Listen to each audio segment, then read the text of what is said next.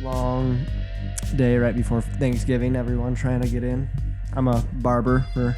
Oh yeah, give us your intro. What's your bio, dude? How do you introduce yourself to people? My name's Jesse Andrus. I'm a father. I'm a barber. I go by Jesse Cuts Hair. That's what a lot of my friends like to joke and call me. Father, son, local hero. Making people look pretty before Thanksgiving. Oh yeah, dude. But, nice. You're freaking keeping yourself looking fresh too all the time. Oh, I got to. But you don't cut your own hair. No, that's Shelby, the other person in my shop. Yeah, and Shelby's a female, Mm-hmm. so I'm guessing you don't cut her hair. Nope. So it's a one-way streak. Yep. It's pretty nice though. She has actually been cutting my hair since before I was a barber, so made it pretty easy to go into there. Does she cut just dude's hair? Yep. So, really? Yeah. So she started out as a cosmetologist and then found herself just cutting men's hair more often. So then she went back and got her barber as well, and then opened her own shop. So she has a couple female clients, but it's about as many as I do. You have female clients? Mm-hmm. I can cut women's. So that's really? That's What's the difference? Really just the length of and the way you're shaping their head. Really, Male haircuts look so much harder. I feel like barbers are like. In my opinion, yeah, it is harder. You gotta fade. Yeah. It's like shading. It's the difference between making this kind of tattoo versus this kind of tattoo. It's like you gotta shade. No, that was like today. I cut a kid's hair for the first time. They drove from Cary to see me, and his mom's a cosmetologist, and actively cuts hair, but wanted me to do it. And it's yeah. I think it's like you can see mistakes a lot easier. Cosmetologist, what all does that even entail? So hair cutting, coloring. So I can't color hair. I can't do waxing. But I can use a straight razor where they can't. So I could go get my barber stylist and do color. Waxing, I'd have to do like a cosmetology or like esthetician license, which really sucks because I'm actually licensed to do facials too, which I'm like not many dudes come in for a fade and a facial. You know? What the fuck is a license to do a facial? What the hell? Yeah, and so but I'm like if waxing, I was like someone will come in for fade and eyebrows waxing, but I'm like, no one's coming in for facial. Dude, not Twin Falls, I should say. How does that even work to do a? Oh, let me get this. We got fucking advertisements. This is not sponsored by whatever charity this is. I don't want to see those sad children. Dude, you have to get certified to straight razor. You have to get certified to do facial. What the fuck? You feel like you got to get certified for everything? No, it's crazy. I'm more heavily regulated than a tattoo artist, which is insane to me. You don't have to have any license in Idaho to be a tattoo artist. I could start right now. Dude, one time, so I was in, we got put on this shit op we had to go on in South Korea when I was in the Marine Corps. Mm-hmm. It was all the shit bags. It was everybody that they hated, they sent because they were just sleeping in the mud. Raining in pits. It was just the worst fucking thing ever. And you got sent 2 months. Yeah, I got sent there. Yeah, literally. All the people that hate. Yeah, the sergeant hated me. But so that same sergeant that hated me, I was just like, I was the fucking Marine of the people. That's how I'll put it. But anyways, he would always try to fuck with us. He'd always try to fuck with us. And on our last day, while we were in Korea, we were getting ready to jump on the boat and head back. He wanted us to all get haircuts. We all had to get our hair cut so we could go back to Okinawa and be pretty. And they had the corporal in charge, Toby Bear. They had him use his little fucking hair cutters that he had with him to start cutting our hairs. And I looked up the order. There's orders for exactly what's legal in the Marine Corps. And I looked up, I said, he's not a licensed barber. He can't be doing this. It needs to be you have to have certain disinfectant protocols and things like that. And they were in the middle of cutting my hair. I was the first one to go. They started cutting my hair. And then the corpsman, he's the Navy medic guy, busted in the tent. He's like, yeah, you guys got to stop this. He's right. This isn't legal. And I was the only one who got fucked up haircut. A fucking bowl cut, dude. But everybody else was all happy because I got them all out of haircuts. But the sergeant still he hated that's you being for the people. You fucked up my hair. I was actually for the people, dude. I was looking out for them. Yeah, but yeah, speaking of all the regulations and stuff of what the hell goes into haircutting. It's great. It's more about the sanitation and safety, which makes sense. But that's why you can see so many people that cut hair that aren't good at it. They don't care if you're good at cutting hair when you pass your test, as long as you're safe and sanitary doing it. I had to take a stylist test. They're like, oh, that's a shit haircut. You failed. I had a microbiology book in barber school. learning about like skin diseases and Bacteria, and being able ringworm. to be able to identify those things to protect myself and other clients. In case you're like cutting someone's hair and you're like, what the hell is that thing? Yeah. You can make it proper educated diagnosis. So barbers are kind of like, if you got some fungal thing going on or some sort of skin thing, just go to a barber if you want to go the cheap way. Like, yeah, I can't diagnose you, but I'll be like, hey, you should probably get that checked out. he can refer if you need to actually go to the urgent care. Yeah, come to me first. get look good and then get sent to the urgent care. But yeah, no, I've been cutting hair for since 2020, almost 4 years now, which is insane to me. Oh, really? That's it? I feel like it's been, like, you've been, like, I don't know, it just feels like the years have been taken by. It's gone really quick. 4 years is pretty short. It's honestly not that long. Yeah, no, it's been really good to me though. That's where potential 4 years ago, how'd you get into it? So my family actually owned a salon growing up. So my uncle was the owner of Escape Salon, which was downtown Twin.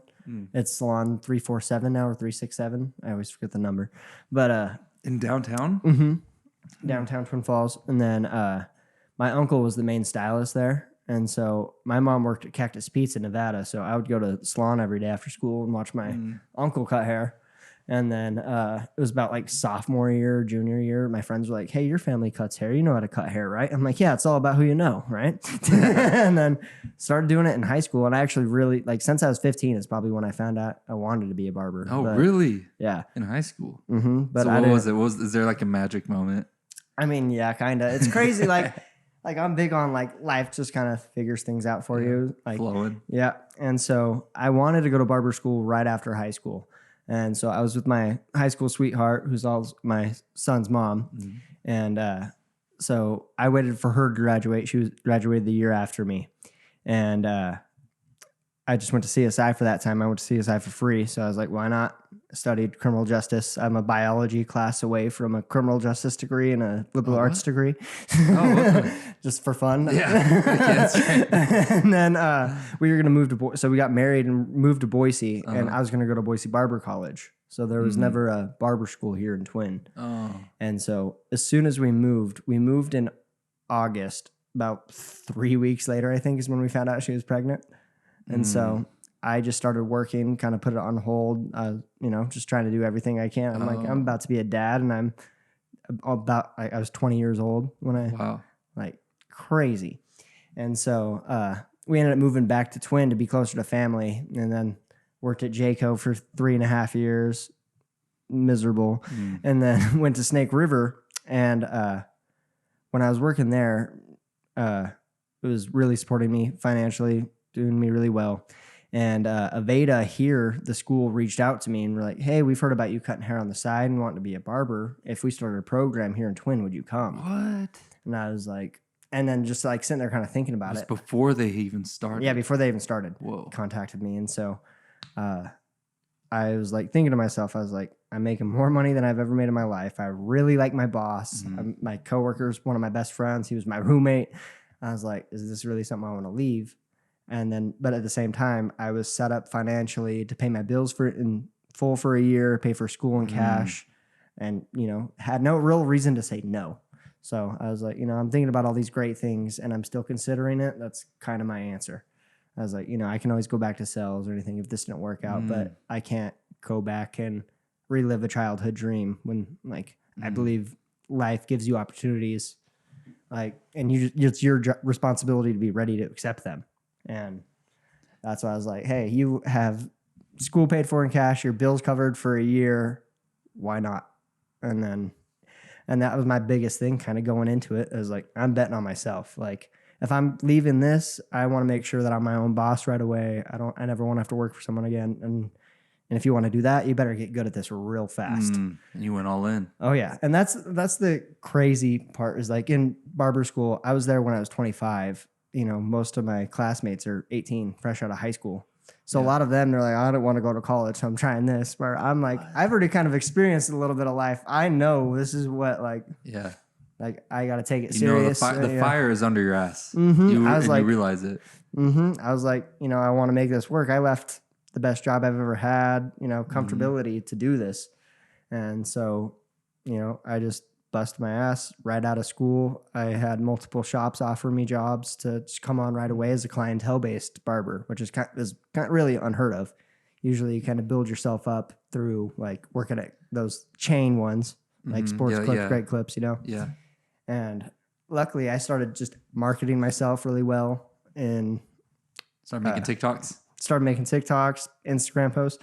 And see, that's where like I really think about it. Like I'm more successful now, on the verge of opening my own shop, you know, just over 3 years in, already on the verge of opening my own shop this coming year. And that's just kind of when people are usually kind of getting in the door of doing booth rental and stuff that I've been doing for the last 3 years. And so it's ahead of the standard. You're definitely pushing it. You're an above average member of like I kind of relate, feeling the same way going about it in the film world, you know. I got out of the Marine Corps at about the same age as you, going back to school, and I went to school, and I was at digital media and CSI. And dude, there's just such a leverage that you have as an older person, and that's that little extra bit of adult knowledge. Yeah, it's the life experience. You're like, it's like I'm not here to waste my time. Like I Clock's like, ticking. Yeah, I gotta make this like, work. The ones that can do it at 18, like it's almost inspiring. I'm like, yeah, you know, it's that young wisdom. But they had some sort of discipline instilled in them to get it. That's where I think like I really credit my life leading up to it helped me be as successful as I am today. Like I hated JCO, but that's where I really learned discipline, and to be able to show up at 5:30 in the morning every day to somewhere you hate. And it's a lot easier to go somewhere you love after that. Yeah. You know? What's JCO? Building camping trailers. Oh, really? And like, I mean, no hate to JCO. I have a lot of clients that work there, and I mean, they'll all vouch for me. They'll say, you know, like, I mean, they'll probably agree with me. Like, no, fuck you know, some of it. They're still learning that discipline. Yeah, but that's where, and I mean, it's not for everyone. It's like heavy construction, but fast paced at the same time, like utility line, building camping trailers all day. And I was in electrical department, and also I was a swing at 1.2, meaning I had to learn every job, so on the line. And but that's where it really taught me. Like I hated that place to the point like it really changed my mindset. That's where I feel like I really look back, struggled with like almost depression. Like I wasn't the same person. Like I would ruin my whole Sunday thinking about having to going back the next Monday. Oh, really? You know, and like, but to be able to do that consistently for 3.5 years, show up a place you just don't want to be. It's made, you know, going to work. Like, I think I'm like, if I were to ever be at work right now and I'd be like, oh, I hate this. I'm like, Jesse 5 years ago would punch you in the face right now. Yeah. Keeping that perspective in. If like, this is where you wanted to be. Think about where you used to be. Yeah. Like I literally used to daydream. Like that's where it really made me believe in manifestation too. Cause there's days that I hated being there, and I swear I had visions of where I'm at right now. And it's really kind of insane to me to see it actually come to life. And that was the first becoming a barber is what made me believe in like manifestation. Dude, I've been starting to believe in manifestation as well. And that's where I believe like manifestation along with the lines of like life's going to throw you opportunities and it's your responsibility to be ready for them. So preparing, that's what I'm saying. Like if I wasn't set up financially, like where I had my son, I was like, I'm not about to just quit my job and go, you know, but I was set myself up. Like I have a year's worth of bills paid for in savings and could pay for school in cash. Like you have no reason. So that was school 6 months. I'm like, get done, be good at it. Then you got another 6 months to really build up that clientele and be where you're at for monthly income.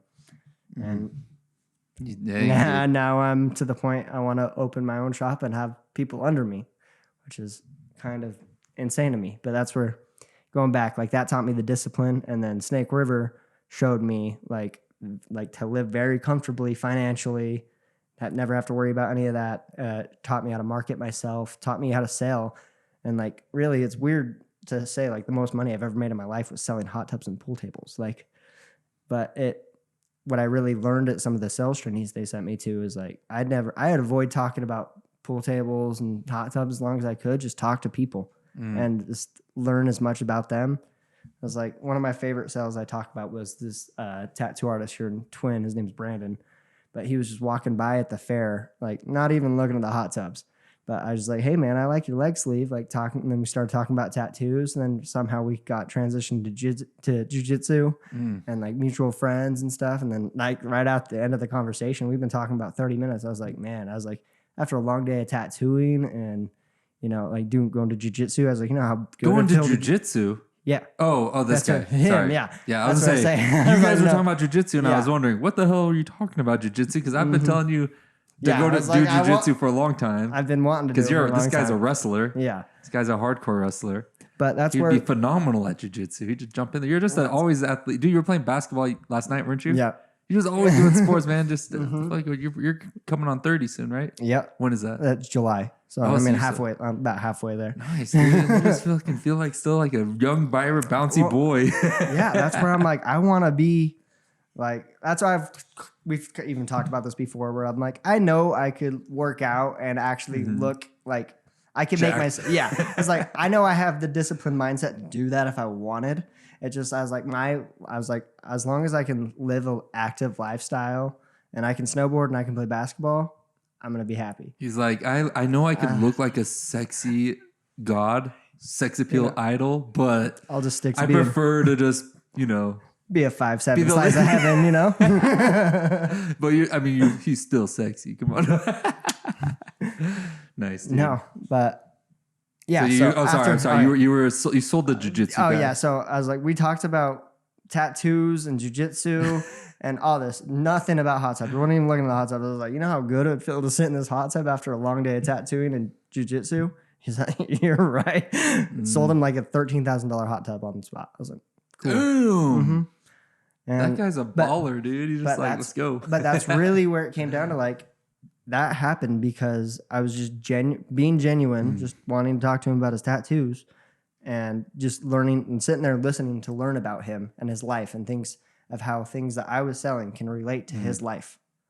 And that's really what taught me a lot just about people. Yeah. And like, at the beginning, like I said, I wanted to cut hair since I was 15. It was always about like, I really like the art of it and things like that. But now to me, it's like, I get to meet so many different types of people and like just different humans all the time. Like, and that's what I love. That's what I love learning about. Like when someone like, how's your day? I'm like, no, I want to know like where you come from, what like your life experiences, like, and that's such a cool aspect of my job. I mean, that's how I met you. Yeah. That's how I'm sitting right here. It comes from me cutting your hair. I relate with you that a lot on that. I feel the same way.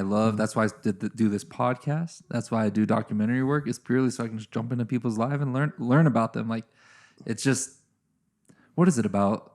It's just like, dude, I don't know what it is, but it's just, that's what honestly, like thinking about video games, man, people really put a lot of value on video games where the NPCs are very realistic. Yeah. And they have like the new GTA, everyone's saying, oh, the NPCs are going to be having real lives and you can follow them around all day and they're going to like do things. And I'm like, that's real life is like the ultimate version of that where you get to interact. Not that people are NPCs, but you get to interact with such interesting characters. Do you like, I don't like, throwing out religion and all that stuff, but like, do you believe there's like NPC people? Oh, that's a crazy question. Holy shit. Thinking about it in terms of NPCs. I almost look at it like a soulless person that just kind of goes through the motions. Like void people who are just there to keep this place. Damn, dude, because asking that, I'm going to say I've never thought about that, but if you were to say yes to that, what kind of universe do you think we live in? Do you think there are NPC people? I mean, I can go... You've met them. No. I mean, kind of. I mean, there's some very just blank people that just like get their hair cut, don't say a word in the haircut. It's like a little mannequin. Like, yeah, that's just what he has to do every 5th of every month. My man. I'm just like... You know what I'm talking about?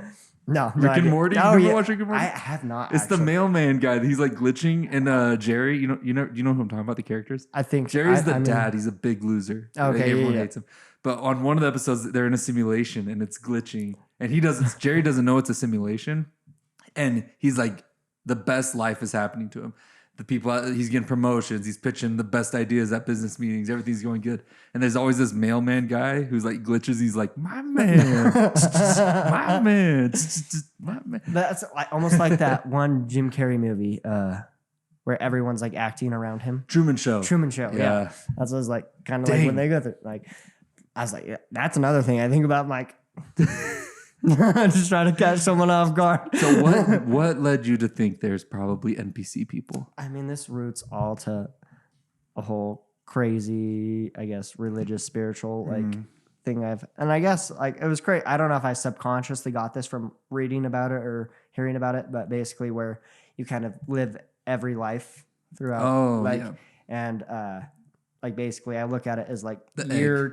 23, like me born in 94 is level 17 of the video game, but like I could be someone that was born in 1800s, you know, and that could be a level 27 that actually comes after. So like time's not real kind of thing, but also thinking about, okay, if I live every single life, I was like, I bet there's some that are just like NPC that are just like there to be like some kind of guidance. You know what I mean? Because then with that philosophy, you'd have to almost think that this is obviously a sort of simulation if you're going to keep going into different avatars that exist in different periods, like a fourth dimensional simulation. Yeah.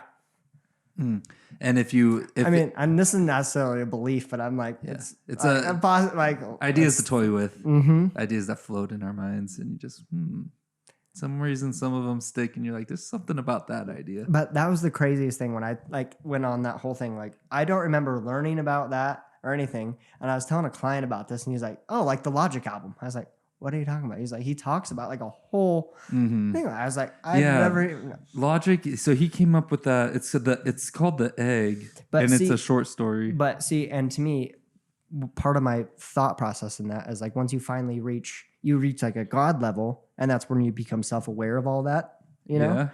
And that the same point to me, I was like, okay, even if I did think of this myself, this almost kind of proves that theory of other people are having the same thoughts, and you become more the further along in the level you get.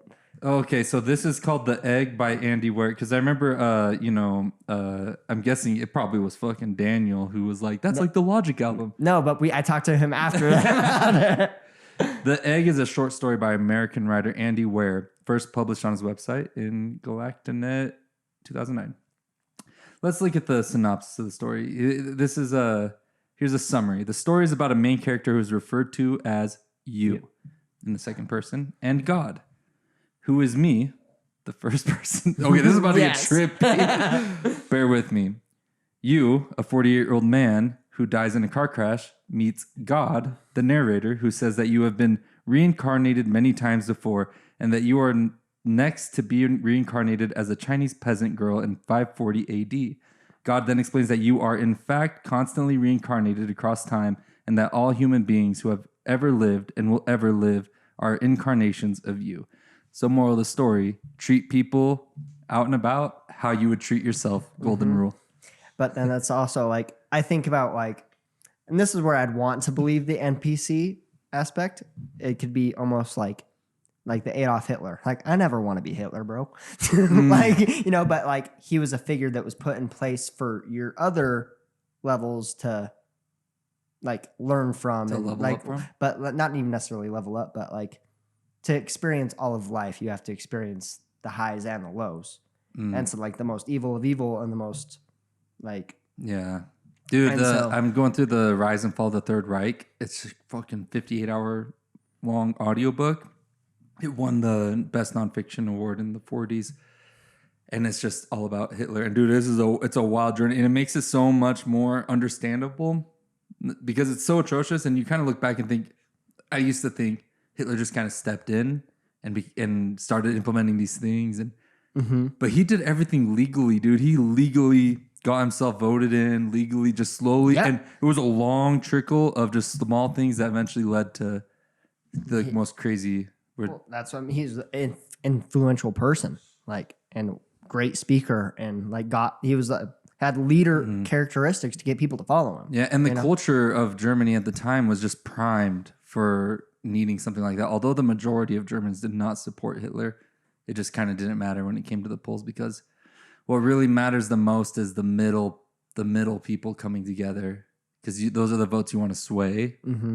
But Hitler was probably cheating. And they also lit a fire to their freaking government building and blamed it on the opposing political ideologies, which gave him a reason to execute them all and suppress other political views, which was a funny thing, dude. Hitler, the Nazi Party, they were all about suppressing other political ideologies. They weren't allowed to speak. They took them off newspapers, took their newspapers out. Trying to take out the competition.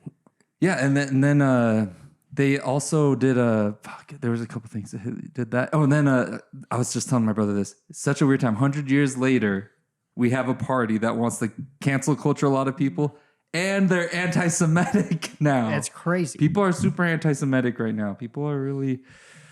Hamas is really great with those fucking propaganda pieces and hit pieces. I mean, it's fucking crazy. That's like especially crazy. like social media. Like imagine if Hitler had Twitter, bro. Oh yeah. And the thing I realized, I'm glad I read this. I'm reading this book because I realized how specific the circumstances were to lead to that. Because I feel like when you don't really know how that's the details of the rising of the Third Reich happened, you kind of have this like constant fear that every little thing in our current day is going to lead to a Hitler event. Like you're like, oh, that's just like what the Nazis did. We're going to end up in a very Nazi-like event. But Germany had just lost World War I. Were dealing with hyperinflation. They had a lot of dishonor because of the loss of World War I. Germany is the land of Germans, and they had this influx of Jewish people who were Israeli. There's a lot of like specific, and the times of the time, everybody in the world is racist at the time. Yeah. You know, the civil rights movement is barely going on in America during this. Well, it's the 30s, so not even quite yet. So the society was like primed for that specific following of events to lead to a World War II.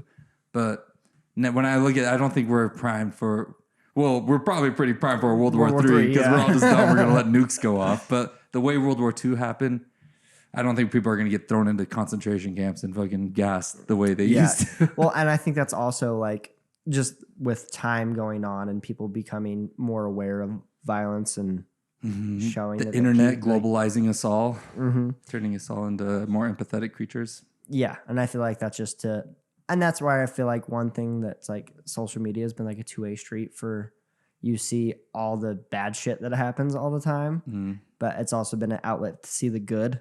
And I feel like, you know, it's depends what you decide to sit there and linger and like. What do you got on your algorithm right now? Oh, my algorithm is mostly music, stand-up comedy, inspirational. Oh, great things, great positive things. But that's where people don't realize like how social media can be negative. I think they can unintentionally do it to themselves. Because they're like, oh, I hate all this. But I'm like, you constantly click on that. You comment about how much you hate it. But that's all the stuff you're interacting with. So as they want to get interactions as a company, they're going to shoot you with that stuff. So if the stuff you don't like, scroll right past it. Yeah, like, but those angry people like to be angry. Yeah. So that's why they obviously stay on it. Angry people, people like to be angry. People like to be right. People like, and I mean, I get it. Like I remember when I was like 15 and have Facebook arguments, you know? Yeah. And I couldn't even imagine, dude. I didn't even actually have Facebook arguments when I was a teenager. I barely got my first phone when I was 16. So, and it was a little slidey ones, with no internet access. It slides out. Like the chocolate. Yeah. Dude, but when did you get your first phone? I was actually in third grade. So what? Yeah. Holy shit, dude. That's early. Yeah, I know. That's especially for our age. It's really crazy for me to, it was before texting. I got a phone before texting. Fuck, dude. But that's like, it's really crazy to think because my son's right now in the third grade. I'm like, you do not need a phone. But phones were also a lot different. A phone is different now than it is then. Like then it was literally just, I can call my mom. And so that's where I walked home from school and my mom worked at Cactus Pete's in Jackpot. So, you know, so I'd always have to call her when I got home and things like that. I was a very independent kid. And so I needed it for contact reasons more than anything. But that was your twin? Mm-hmm. Did you say Cactus Pete's? Yeah, my mom. She was in down in Jackpot. Was she dealing? No, she was not drugs. That was before. That was before it was legal in Nevada. That was after she lost her job at Cactus Pete's. Yeah. No, she was the financial analyst and the slot analyst. So basically, she wasn't actually legally allowed to play slots in Ameristar casinos. Because basically she's the one that says, oh, these ones are winning too much. These ones are losing too much. Like that's how we need to adjust these ones that are losing too much. And it's also why I'll never play slots because I know. But the reason she wasn't legally allowed to is because she could tell like in a range of when they should be hitting their jackpots. Wow. But it was still like, a pretty big margin. Probability still. Yeah, but still had an advantage probability wise. And casinos hate any probability advantage, even if it's legal, even if it's just your head. Yeah, that's what I hate. I'm like, if I can get better at this with just my brain, counting cards. Yeah, that's the dumbest shit that they make illegal in a casino. It's what you're being too good. Illegal. You're just being smart. It's basically just like a restaurant wanting to kick you out. No adding. Yeah, no doing math in your mind. You're having a all you can eat buffet, but you're trying to stay here for 24 hours. Like that's like them. It's not like I know. It's not like when you count cards that you have this insane advantage now. You take it from you have a 49% chance to now you have a 51% chance. Yes, it's literally just upping your statistics. Yeah. Which, I'm a big blackjack guy. Oh, yeah? And so that's where, like, I hate that. But, like, even me, like, I know technically how to count cards, but, I'm not fast enough to do that. Oh, really? Yeah. In Jackpot, they got single decks. Yeah, and that's where, but still, even that, like, the way they show their cards and stuff, and that's why a lot of them keep there's some casinos, they'll keep your cards face down at, so you can only see you can't see the other people. Well, and in Jackpot, they do it, single decks, they do it, but you can still show people. You guys can still show and like look, and they always flip the show at the end, so you can get your counts there. When they go, "What'd you get?" Boop, yeah, flip. So you. But always like see for the me, cards. I have a good enough memory that I can kind of remember through the deck of like how many I've seen, like how many high cards I've seen. Oh yeah, low cards. Once you just see a bunch of low, but that's still because what if you're off? But still, you could be off. That's where still at that point you're still not guaranteed. You're just a higher % chance of getting those face value cards. Did you learn about betting strategies when to bet for what pluses? So that's where when I play blackjack is because I don't really feel like I'm gambling. I'm playing by statistics. That that's where if you ever sat at a blackjack table and you can see when you piss off a whole table. So like say the dealer is showing a 6. Yeah. And that's his card. Yeah. You get over 11 and you stay. Because at that point you're gonna if they don't want you to take the bust card because at that point you always assume that they have a 10, so you always assume they have a 16, highest probability of them to bust. No, you're wrong.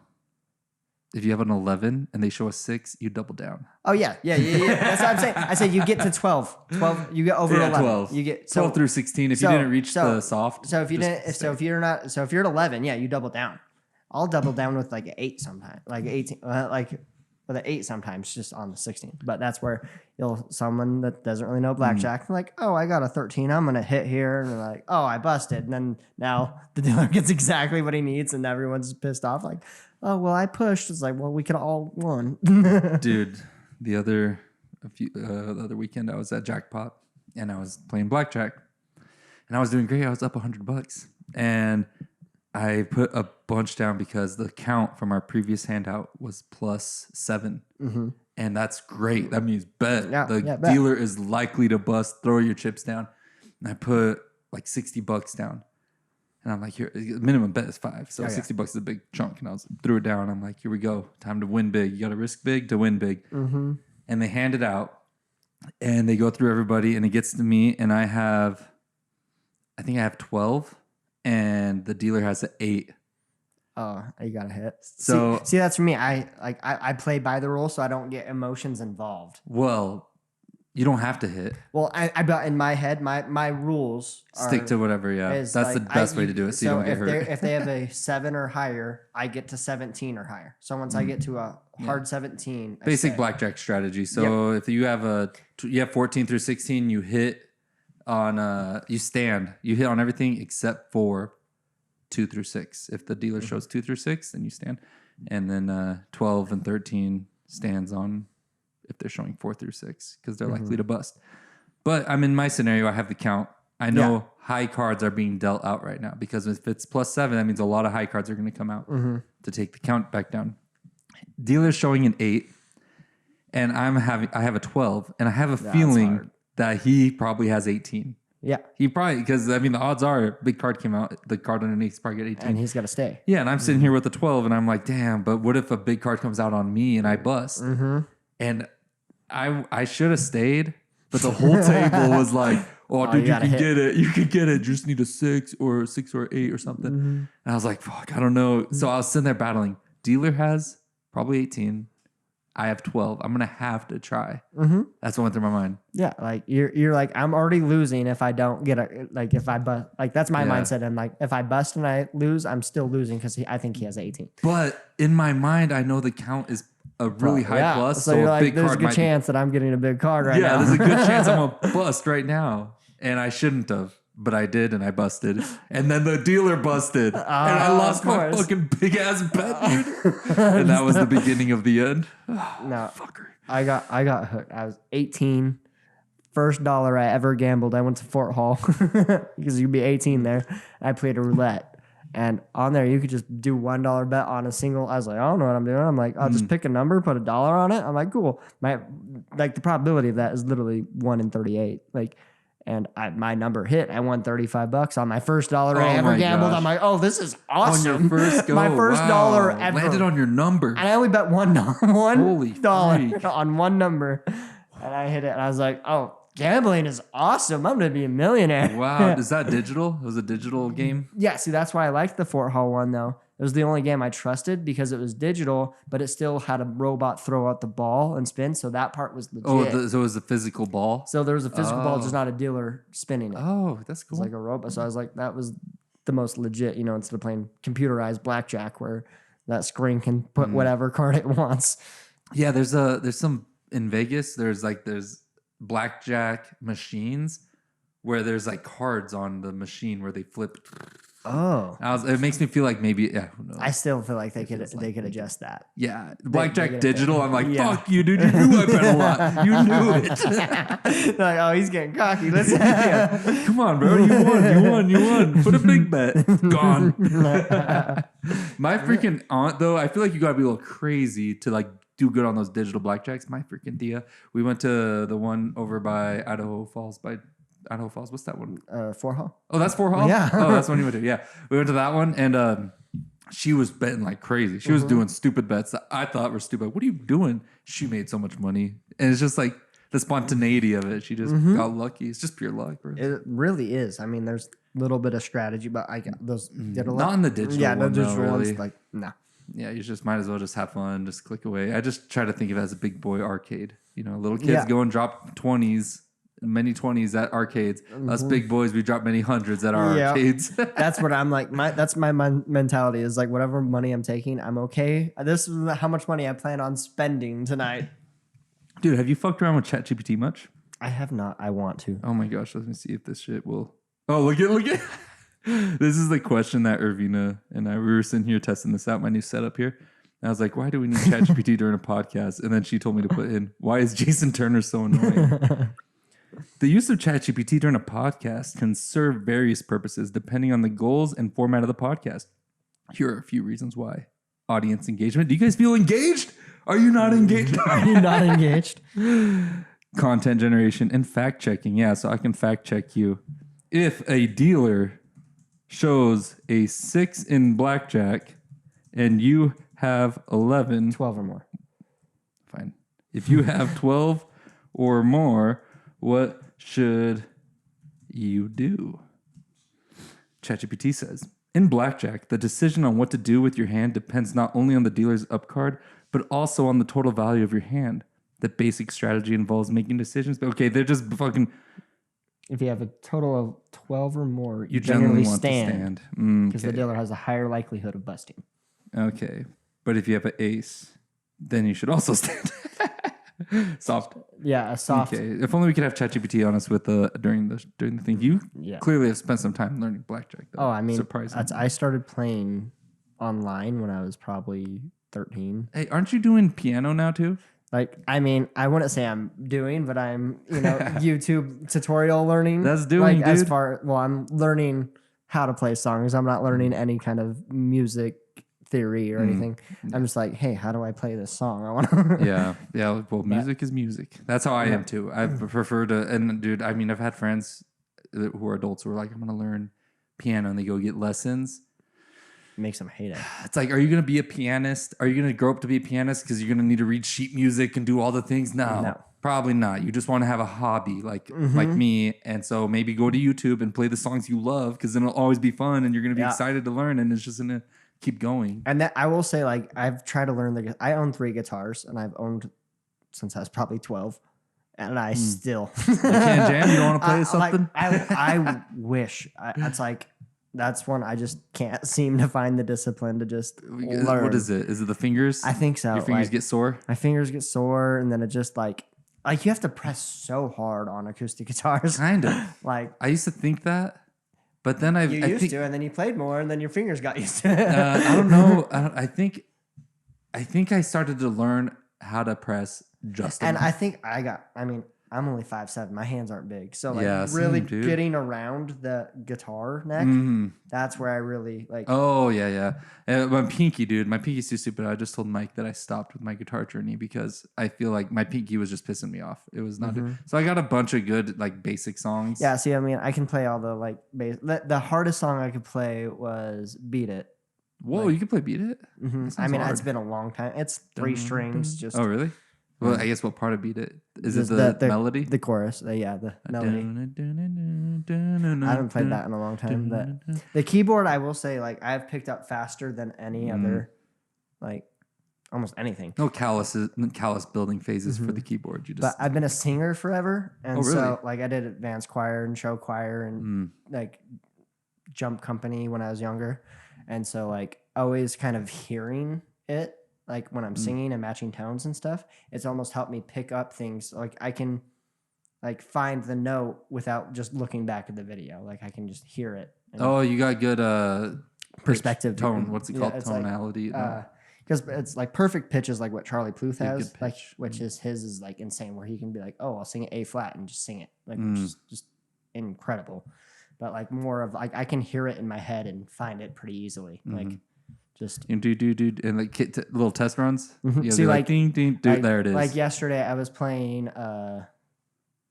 what's that Christmas song? What's a Christmas song? I can't remember. Carey? No. Santa Claus is coming. I can't think of the words. But I was playing it, and my girlfriend's son was like, "Oh, can you play the Michael Myers theme song?" And I was like, "I've never done it." And wait, then, which like, one is that one? Then and I was like, I don't think so. And then I was like sitting there, and about 10 seconds later, I found like the notes to do it. Like, yeah, nice. You got a good pitch. Well, it seems like the piano's gonna be a really enjoyable journey for you then. Oh, it's been fun. That's like I just learned "Can't Help But Falling in Love" by Elvis. The hard part is bringing in that left hand busy work. Well, see, and that's where I like to get myself better in. That is like if I learn just a simple one-handed like melody, I'll play it with my other hand to match it. And Give so it like some different more octave depth. But that's where it's like even though my hands are like kind of going in the same pattern, it's my pinky and my thumb, my pointer, and like so it's kind of like inverted. Yeah. And but being able to do it at the same time, training your left hand to start getting used to doing things. But then the thing is to make harmonies with the left with chords. Yeah, that's where you're on different patterns and different. That's where. Have you learned any songs that involve some left hand work? Oh yeah, that's where like I'll have ones that just like plays a chord while I'm doing the melody with this. Oh, nice. Which one's your favorite? What's your favorite song you've learned on the piano so far? I mean, right now, your go-to to impress. I mean, right now I do like playing "Can't Help But Fall in Love," and then the Up theme song is always a good one. Because everyone knows it. And then you get to the sad part, and your heart breaks a little. The "In the End" by Linkin Park.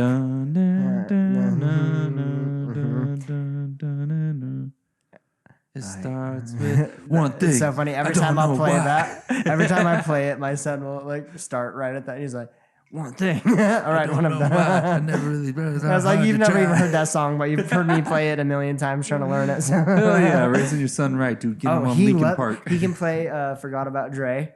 Oh, nice. Nice. We're still Dre. Oh yeah, still Dre. And so he like because he heard me playing it, and and that's where I really actually kind of want to get him lessons because like he's obsessed and he picks it up quick. And that's like kind of the same thing where he'll play like the chord and do the. I was like, get him on lessons. You want him to learn some music notes, huh? Like for his age, I like that's the one thing I wish I would have gotten to learn when I was younger. is like an instrument. Oh, really? Oh, no instrument at all. Like you got nothing. No. Whoa. And so that's where like it was just singing. As an adult going into and that's where I'm like, and that's where I'm like, I wish as a kid, because I know I would have been, it would have been easier to learn in a sense, which is kind of crazy concept for me to think. And I really kind of wonder why that is, like where like kids can learn a second language younger, but you consider their IQ lower at the same time. Yeah, they're like in this prime. Like, why is that? They're like in this prime arts learning ability. Yeah, but I wonder how true that holds. I wonder how those statistics of the population works out on those, because I'm learning Pimsleur Persian or Turkish right now, and it's absorbing really quick still. Really? And I'm 30 now, so I feel like there's like Bosco protecting us from the bad guys. He just wanted to do a shout out. He's like, hey, shout out to my boy Rico out there on the streets, little chihuahua. No, but I feel like I'm learning. I've always liked learning languages a lot. When I was in Japan, I was learning Japanese like crazy. And now even Turkish. I feel like that comes with like your profession, especially when you travel so much. Like it's just you're more intrigued in their culture and their languages and their. And maybe people, I don't know, have you gone back to school at all since you've got out of barber school? So no, don't plan on. Yeah, fuck no. No. I'm like, I could go back and do one biology class and have 2 associate's degrees, and I'm like, no. What? No, you don't want to do it. How long is that good for? I wonder. I might be out of the time, but I might have to add in some.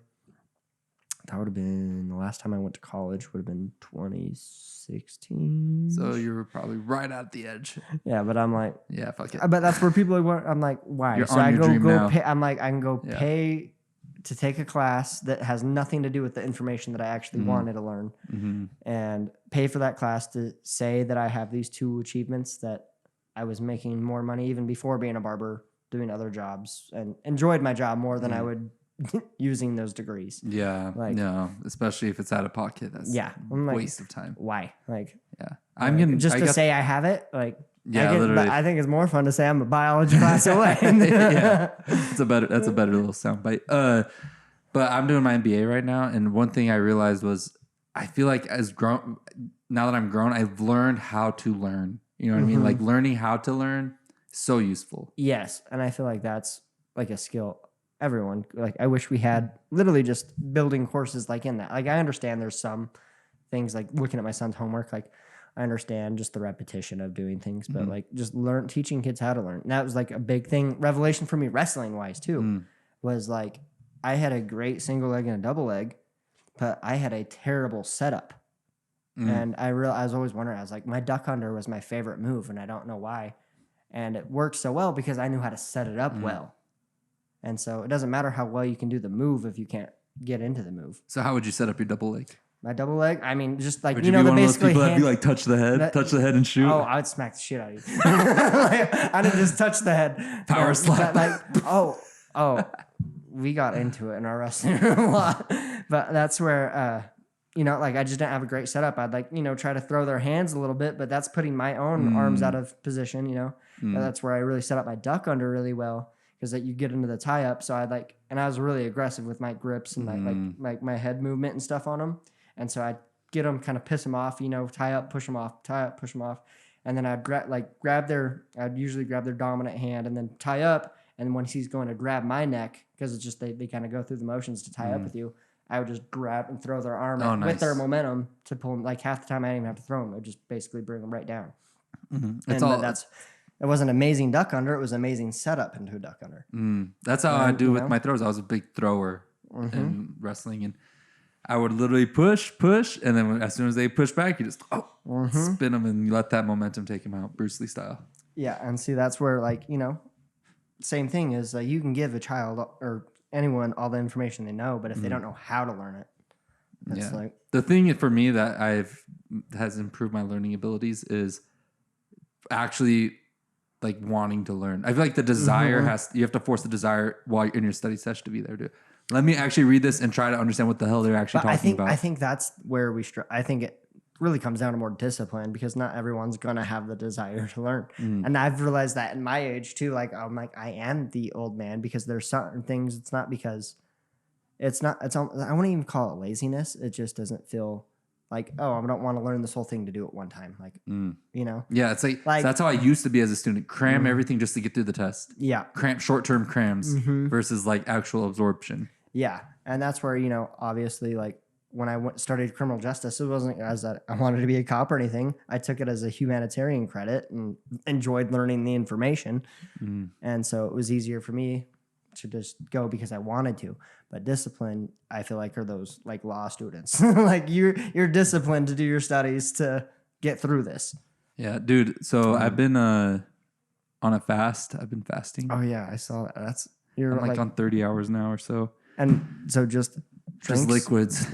A lot of liquids, which leads me to my next point. I gotta go to the bathroom.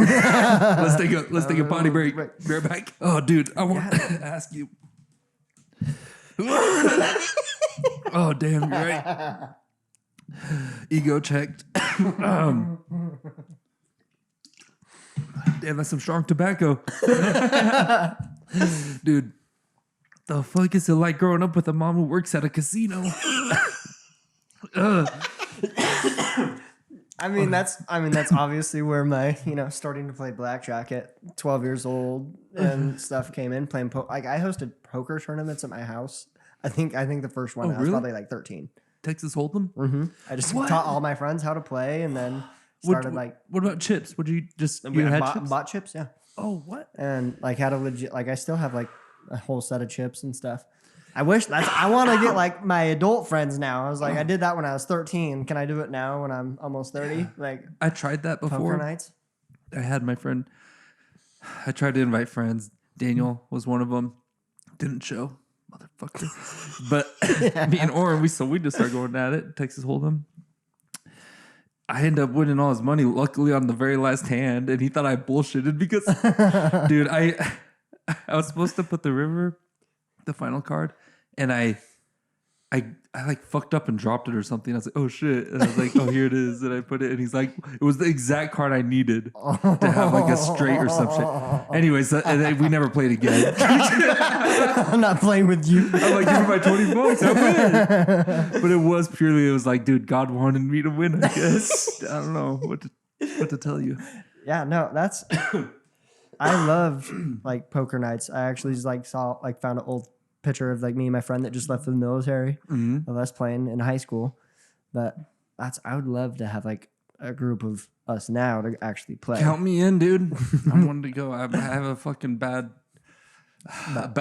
soft spot for gambling. Oh yeah. See, that's where I've always been very responsible. Like usually I'm the stingiest when it comes to money, but I think it's also because I grew up around the financial analyst and the slot analyst.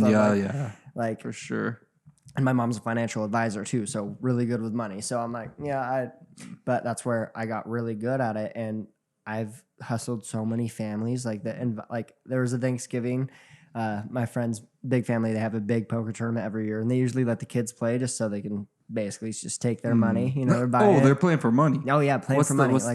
Like buy in? Like I mean, there's probably like $20, you know, but there's probably 14 of us to start. That's sick. Know? Wait, are you all playing the same game? 14 people? Like we'd split it into 2 games. Okay. And then how many can you handle with one deck per person? I don't even know. I'd say 4 people per deck. Yeah. After that, you're gonna need like another deck. But yeah, I mean it was not super official, just Thanksgiving, you know. So like I remember playing with them. That was probably my first time. I was probably 14 or 15, and so they invited like, oh yeah, you can play too, you know, and then. I remember my first like time when I actually bluffed, like they're like not like showing them my cards or anything, like just completely shocked. All the other kids are eliminated within, you know. Did you act? Do you remember if you acted like you had nothing or you had everything? I knew like I did both. Like and then, like the time Do you remember what you had? I have no idea. I just remember it was probably like a full house.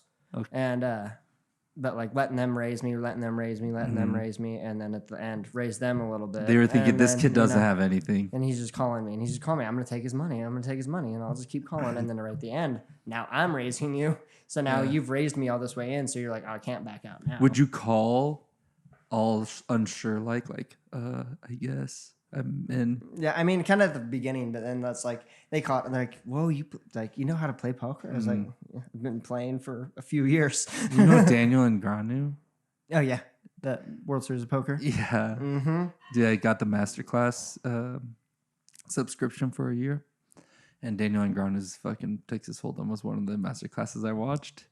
It is honestly insane how like people can count. It's like counting cards almost with strategy. It's even harder. He's like based off of what people do. You can and how what I've seen, I can pretty much go, oh, you got 2 4s, don't you? Yeah, and like call them out. Like it's wild. Mm-hmm. He's dude. Have you seen those? I've been watching a lot of their videos lately. It's like this dude that can just straight up like almost seems like he can read minds. He's like he goes into a lot of football teams and stuff. I saw him like one. And he makes him pass the ball. Yeah, where he's like I tell you. What's that dude? What's that called? Mind mastery or something. I can't remember. Oh really? Mind mastery? Yeah. No way. Dude, you actually remembered the name. You actually checked him out, huh? You were like, who's this guy? Did you say, who is this guy? And click on his video? No, I don't think that might not be it. That seems more of like your mindset. Okay. That seems more mindset. Guy reads minds NFL. Football. Was it NFL? Yeah. Is it this top one? The Oz Perlman. Yeah, that's a mentalist. That's what it Oz is. the Mentalist. He's a mentalist. This one? Yeah. 5 minutes. He does one minutes. with the Buccaneers. I choose 4 too. minutes NFL. Let's see this shit. But that's literally he can like he'll write it down before, be like almost like a magic trick. Before we break up, I'll introduce the guy who's a mentalist and sort of a mental magician, if you will. His name is Oz. Yeah, he blows Tom Brady's mind in this. Okay. So this guy's coming out. Bay Buccaneers. What's a mentalist, right? It means I get inside your head. Same thing you do out on that field, right? You got to read people. Let's try it. Talk This guy's talking to a bunch of fucking NFL players in the classroom. And they're like conference room, and he's gonna. Can you picture? You got to close your eyes. Can you picture that person right now? No. He's telling this dude to Picture a someone. person. Picture a person. Bob Marley? Bob Marley? No. These guys aren't in on this. No, I mean when you see like Tom Brady, like he How? straight up is like mind blown, like What's creeped out. going on here? A lot of pressure, a lot of things going on. We're getting ready for a big season. If I asked you to think of people that mean a lot to you in your life, you got something in your mind, am I right? Right. I want you to count how many letters are in this person's name just yourself. Don't use your fingers. I can see your fingers, coach. When you're done, say got it. This guy talking to the devil. Listen to me. Too fast. So he kind of explains here. He's like, it's so fast, so I know. It was either 4, 5, or 3 letters. Watch them. 3, 4, 5. And that little smile, it's 4 letters, isn't it? No. Yeah. What? Think of the first letter. Think of the second letter, third letter, fourth letter. Look what you just did. His eyebrows went up. Everybody watch this. No, he didn't. What does that mean? You know what that letter means? Let's say I don't know you. I don't know you. And I come up and I go, what's your name? I always lift my eyebrows. If you don't lift your eyebrows, if you just go like this, what's your name? You look like a serial killer. So one letter sounds just like a question. Why? It ends in a Y, doesn't it, Coach? Yes, it does. Coach, do me a favor. Cover your eyes. Can you swear you did not tell me who this person is? There is no way in the world I can know who you would have thought of. Is that right, Coach? That is correct. Tell us all, who are you picturing in your mind at this very moment? Say their name before you open your eyes, nice and loud. Cody. Open your eyes. It's Cody. That's Okay, dude. What do you think's going on here? well, I mean, because he kind of explained there, like he's like. He really. He told you to count, and he said it it was like, and he's done. He's like, okay, I know it's 3, 4, 5 letters, and then he just is watching body language and reading him. Like when he said 4, he's like, okay, it's 4. He can tell, but that's the same thing. Like a poker player, be able to like. I bet that dude is phenomenal at poker. Holy shit! Being I able to think tell it would if be someone's harder to bluffing do or it on a Russian guy that's like stoic and doesn't do nothing. just Just looks the same for everything. He's there. Happy birthday. He's like, thanks. Just pissed. no emotion. Hey, smile for your picture for your mom. Just I said have smile. you seen Russian I am pictures, smiling. dude? That's how Bosnians are too, dude. They're all serious as fuck. You ever see home videos where they're like, they get all serious? It's like a Eastern European thing too. That's my friend Eldar. Like he does the best dad impressions in general. So he has like his typical white dad and then his Bosnian dad. Like he'll go back and forth. Like his dad's is the most serious dude. Like that's another thing is like I will say like all the Bosnian men that I know that have done some crazy shit in their lives don't talk about it. I mean, that's like Igor, as I said, has been my best friend since kindergarten. I just cut his dad's hair within this last year I just found out he was a helicopter pilot instructor for the I'm like, I had no idea if you've ever been in a helicopter. Like, that is insane. I've known you almost my whole life. Dude, that war was wild. Oh yeah. It is insane. Literally, think about Israel right now.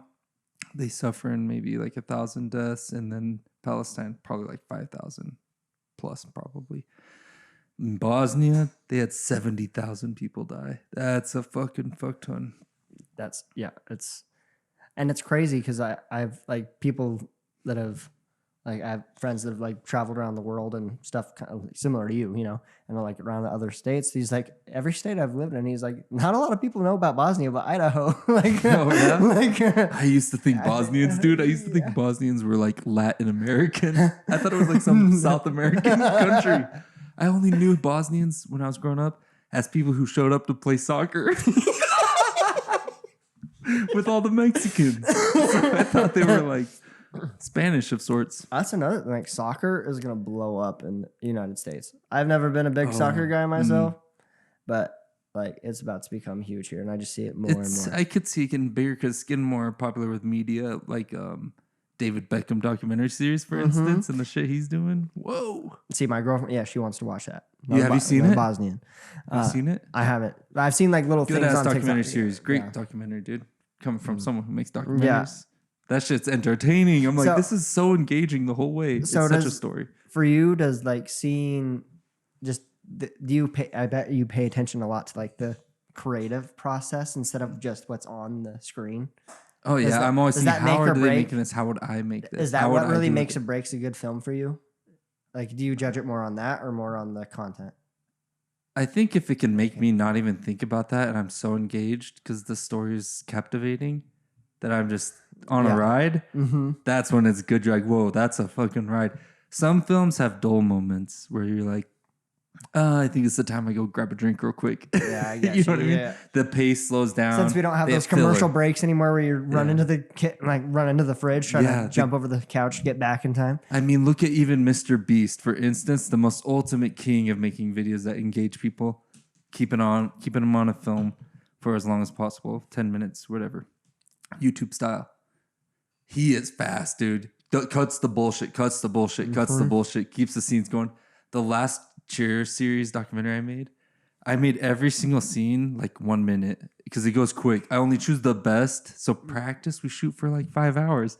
I only had 1 minute of some interview footage with a cool scene that happens there. And it's like a cool montage, quick story filling things. I try to pick up the pace to get it going quicker. Cut the bullshit. Like a good story keeps the fucking flow going, I feel like. Yeah, and that I'm like, damn, that I just can't imagine how long you're sitting there watching your footage and selecting shit. Like that seems. First, I dissect out the dialogue, find the best, because that's the good story content. Everything else, if there's no dialogue, it's just a B-roll But clip. still, at that point, don't you still have to listen to the whole thing? Yeah, then you listen to the That's dialogue. just And as usually long. when you know it, when you listen to it and you Can't forget. remember. Yeah, if you can feel like, oh, fuck, yeah, I should probably clip that. I forgot to pay attention to clipping that. Probably because it's engaging, so then I highlight it. And I choose which ones feel like the most character revealing for the story shit and then use it. But I need to get better at asking better interview questions with people. I'm trying to get more. I mean, that would podcasting. I feel like help too. Yeah, this is helping me with interviews a lot. For And sure. I mean, that's where like with my job too. Like it honestly, like being able to communicate with people. I get people that don't talk to anyone. That's my favorite compliment. your life is a podcast. Dude. Yes, literally 8 times a day. You know, like, and so, like, my favorite compliment though is I've gotten it a few times from people. He's like, "Yeah, my old barbers and stuff." He's like, "I used to never say anyone." He's like, "I don't really talk to a lot of people, but you make me just talk." I mean, like, and I think that's like the power of the chair. Do you have a philosophy, like a skill that you've developed that you've focused on making better It's when it comes to conversation? I feel like I had a natural part of it where I'm just naturally curious about people. Like that's what interests me. Okay. So like, but learning how to word your message, like your questions, and I feel like also storytelling and making people comfortable, like relating things. You know, so I'm like, hey, I'm kind of revealing myself to you, so you feel comfortable revealing yourself to me. Oh yeah. You know, and just being That's authentic. cool. I think just being authentic is big, and you'll be amazed of how, like, I get asked to give speeches a lot, and Really? my best speeches are the ones that I just wing. What speeches are you talking Like about? best man speeches I've given. I've given 3 speeches at weddings, or 4. Oh, wow. 4. Holy. And then my brother, I actually ordained his wedding this last year, and he asked me to write a speech on love for it. Oh, really? And the way I actually wrote that speech is I set up my camera and then just started talking. Do you have it? Like, I don't have the video anymore. I typed it out though, so I just shit. took from that. Could you wing it and tell us what it was like? Can you give us a winged version? Of the love? Yeah, the love speech. It actually relates to gambling. Are you serious? Yes. Destiny. And so I kind of just talked about like I believe that love, like, you know, like in life you have to experience all the highs and the lows, you know? And so like love is really, you know, like where people say it's a scary thing is because the opposite of love isn't hate. The opposite of love is really pain, you know? And so like to really fulfill one way, the higher it is, the longer the fall, you know, like, so the more extreme you can go either way, That's the opposite, push and pull, you know? And so really being vulnerable in that aspect of love, like, it's like I said, it's a lot like playing poker. I was like, you know, you've had some hands in your life that you thought were going to win that you just, you know, you lose. There's ones that suck even worse when you lose on that last card. I was like, but really what falling in love is it's a choice that you have to make to really go all in. Like, you know, I'm going to be completely vulnerable. Like, oh, I know this is going to hurt like a bitch. Like, I'm giving you this chance to hurt me, but you know what? It's worth it. Like, it's not, that's when you really fall, is understanding that pain is a possibility and doing it in spite of that. You know, yeah, that loving, that's what I'm is saying. part of it. Vulnerable, but being aware of it is where you really let go, is being like, I know how bad that hurts and I don't care. Like, it's worth it. And so you know, it's a lot like going all in. You know, you have that feeling of like, shit, you know, like I'm going and this is your heart's pounding, you know, you don't know what's going to happen. I was like, and that really sucks when you lose on those. But I was like, but when you win, that's why you play in the first place. And it all comes down to love. And I've reached a point in my life where I really understand, like, love really is about what you give and stuff. And like, ultimately, like for background of my relation, I've been cheated on in all my serious relationships. Like, you know, so that really gave me like man, is this going to happen every time? You know, like whatever. But I'm like, guess what? There's a reason that hurt so bad. It's because, you know, I was very happy. I was very, you know, and if you want to be able to feel that, you got to be willing to face what can come of the opposite of it. And that's what I say, like, the more you love is the higher up you can get. But that also means if you know, shit doesn't work out, you go all in and you lose, that's a longer drop. But and even so, no matter what, there's going to be a goodbye someday. And the love could be infinite and go up to the maximum level, but one day you're going to say goodbye. And that's like one thing that sure. I'm like, you know, I think about like getting cheated on and like the times where I'm like, oh man, this sucks. This hurts so bad. And now I'm at the point, I'm like, you know what? I was like, that's probably not even the worst thing that happened. I'm like, at some point, like you could live and have to witness you, not even necessarily eyewitness, but like witness your partner die. Like that's oof. And that was really part of accepting, like, that's where I really, you know, thinking about, this was the longest stretch that I've been single in my adult life before my current girlfriend. And I was like, you know, realizing all these things, that it's like, it's not just a fear of getting cheated on again. I'm not even fearful of that anymore. You know, I'm like, whatever's going to happen is going to happen. I believe it's written, you know, I'm just going to live my life and do the best I can. But like, that's where I really started thinking about these things, is like, you know, like when you're in that mental aspect where you're hurt and you're broken, you're like, I don't want to be with anyone. I was like thinking about, I was like, man, I could have to see my partner die one day. I could see Oh my my partner God. get sick one day. Like Yeah. that's a lot. And I'm like, I haven't experienced shit. I was like, but at the same time, I know how good it feels to be on that opposite side. And it's not that I'm chasing how good it feels, but how good it feels to love, not to be loved, but to love. Yeah. And that's what I ultimately want to like be known for, just being a loving, kind person. So It's super doomy sounding, but it's just all about perspective. Trying to be grateful. yeah, and that's where I'm saying, like, if you want to be like, I believe to like I'm thankful for the terrible things that have happened in my life.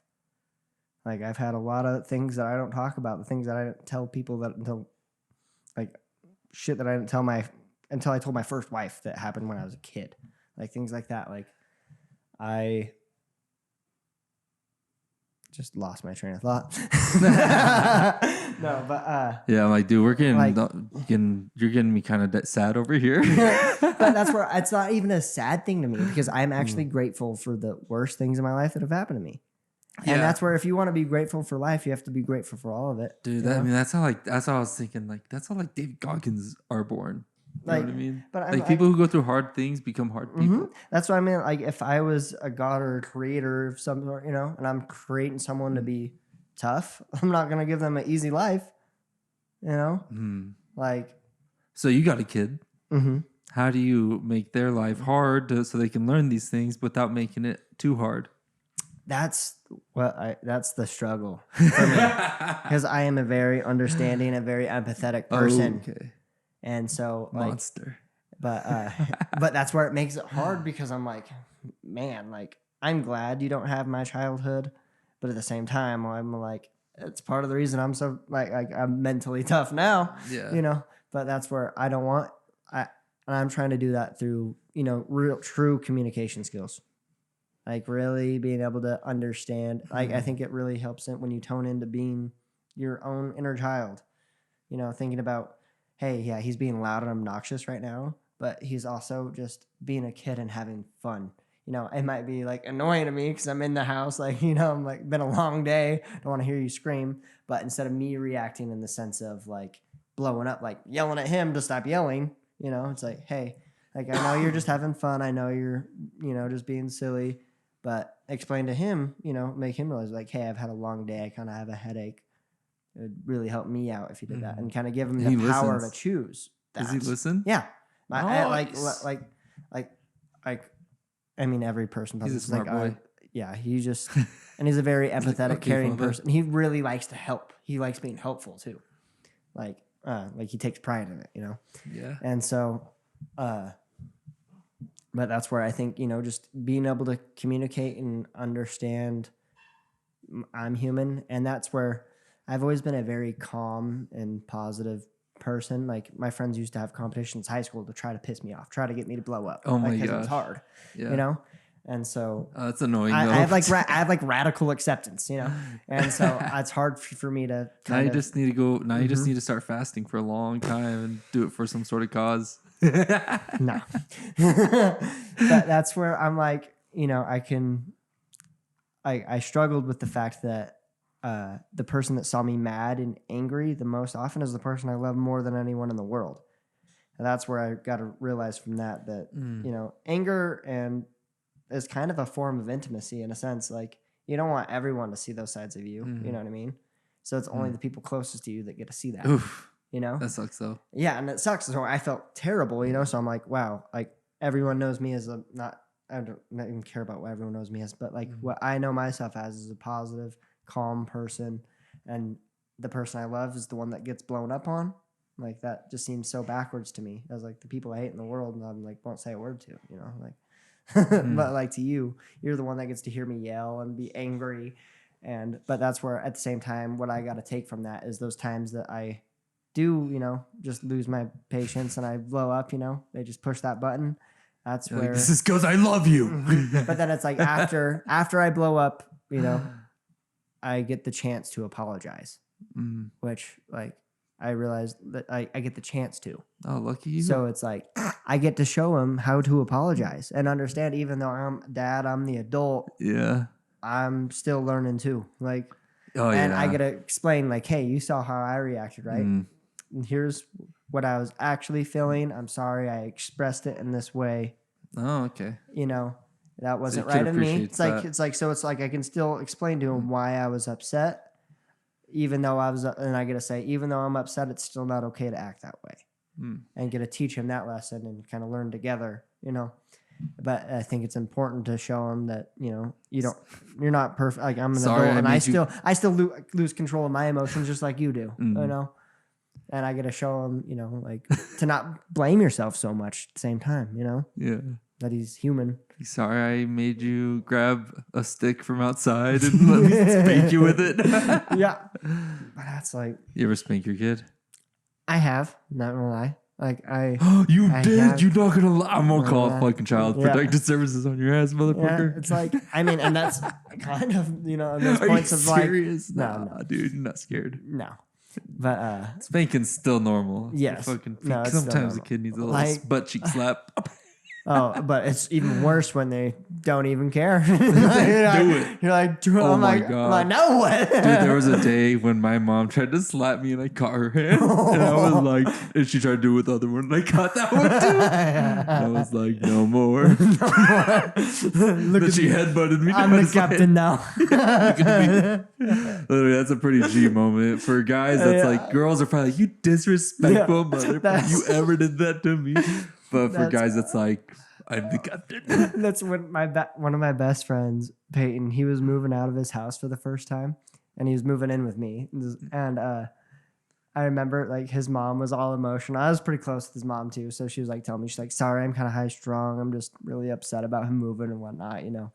And then he was like they're just going at each other or something, and he was like said something like he was like about like acting like a bitch, and I was like, oh shit. She's like, you just call me a bitch? He's like, no, I said you're acting like one. I was like, oh holy shit. I was like, I'm gonna head out. You didn't see what happened? Oh no. Did she not care? She kind of, I mean, they talked about it later. Like he definitely You had could to tell have, there was like- something. like you could tell like that was crossing the line, Oh, you know, like for sure. Yeah, I felt like that's scary. But like we talked to everything was good, but I was like, oh god damn. Yeah, what was it like growing up in the streets of the Twin Falls? What part of Twin Falls you grew up in? The President Streets. So, Where's that? Is that by like- downtown? No, not really. So Oh. between like Addison and Filer, I mean Washington's technically a Oh, President Street. oh, You know? and those blocks in that area? I lived on Hmm. Monroe Street, Oh, okay. Well, that's cool. corner of Monroe and Shoot, and so I mean it was like at the time growing up. I mean it was a rougher part of Twin. Is that house still Like- in your family? No, That's gone. no, and so like I mean to give an example, my right side neighbor he's like a convicted predator now. Whoa. Drug addict. My Holy. two across the street were two meth heads. Oh my gosh. I had two high So it's speed pretty chases go hoodie. through my backyard. Like there's another crackhead named Johnny down on the Oh corner. my god. Shout out. Like he yeah. Shout out crackhead Johnny. I remember my brother was just walking down the street one day and just comes up and punches him in the face. No reason. What? No reason. Yeah. What the fuck? Michael, 2 doors down, he went to prison for drive-by shooting. Whoa. Yeah, like I was in Twin In for Idaho? real. Yeah, In Twin? in Twin You Falls. did the drive-by? How recent? I was that was probably like 2005. Oh, okay. Because there's that other drive-by shooting No. like a year ago or something. No. Man, turning into No, Compton I'm saying out here. before it was like that, like when that was unheard of in Twin. But that was like before social media era. Like, Oh, really? MySpace time? yeah, MySpace. MySpace. I Did you miss design your? MySpace. Did Oh, you yeah. fucking code? Oh dude? yeah, I was OG coder. How Yeah. much coding did you input yourself? I did a little bit. I felt like I was the techie friend showing my friends the other loopholes how you can add really? things. I wasn't doing But that. I was just like, because I just researched a lot. But Yeah. like I've always been big in. I think that was just the creative side of me. Yeah. And like I really Customize your yeah, page. and I've always been big into music too, so I love that feature of it. And What I was, was made come sure- on, give me some top songs you listen to. Top What was in your songs. MySpace? Oh, my MySpace back then. Yeah. Oh, MySpace man. top songs on your MySpace page. That would have probably back Jesse then. Andrus, I remember 2005. like towards the end of it was A Day to Remember on there a lot. Which song? Back then, it would have been either The Downfall of Saul Oh, or really? If I Was Going Softer, If It Means a Lot to You. Probably one of my favorite songs of all time still. Eyes Oh, fuck. are apart, closed. What kind of music do you listen to? You listen to like I heavier stuff vary, ever? dude. I vary. Depends on the week. Have you heard this? Oh, fuck yeah. Day to remember, dude. This shit. So I was like, if you never had any kind of metal background, you might not have. But that's My what I friend was like. Camden, dude. He's a Mormon boy. And he listens to hard shit like this. That's You know Camden? Camden. Jillens? Oh, no. Okay. He's another friend through me and Daniel. Yeah, I'm not sure. Oh, yeah. This is a little bit emo more than hard metal, though. Yeah. Oh, for sure. This is a little bit like That's- my life. That's like when I was like talking like with you and Mike, like I'm a big music head too. Like that's always been obsessed with music and finding new music, and Oh yeah. that's why I said like Did like you my For You page or my algorithm right now is like a lot of just music, like small artists and stuff like that, and I find new music all the time. But that's like the history of A Day to Remember. They actually never were originally more metal. Like they didn't have the screaming and stuff Oh, really? originally, but where they from, Ocala or however you say it in Florida, Ocala, I don't know. I don't know what you're talking about. But It's a town. they have they even have a song called City of Ocala. I always call it Ocala. I think I'm saying it wrong though. But oh yeah, Fort Lauderdale. I hate this town. yeah, but they're from Ocala, Florida, and they said the only way they could get on the scene there because they are only playing screamo like screaming type bands at their local venues and stuff. So if they wanted to be able to start performing, they had to add it into their songs. So that's to where fit the genre. so they literally blew up on that genre just because that was what they were kind of forced into. Wow. And so that's when they talk about later about like, oh, they changed. They're not. I was like, no, they got to start making what they actually wanted to make. Kind of like when you and Mike were talking about Post Malone. Like if you listen to like White Iverson versus his newest album, completely different. What's his newest album like? Austin, it's a lot more guitar-y, like singer songwriter type, like Oh yeah. like chill. Like have you like Feeling Whitney? Have you heard that song by him? I'm not sure. I was like, he is. Let's give it a look. Let's give it a goog. Feeling. This is like one of his first, like Let's listen to it Adam. live, dude. Let's listen to a live version. I saw wanna it watch live him. in Utah. It was No, you fun. did not. I'm a big concert goer too. Okay.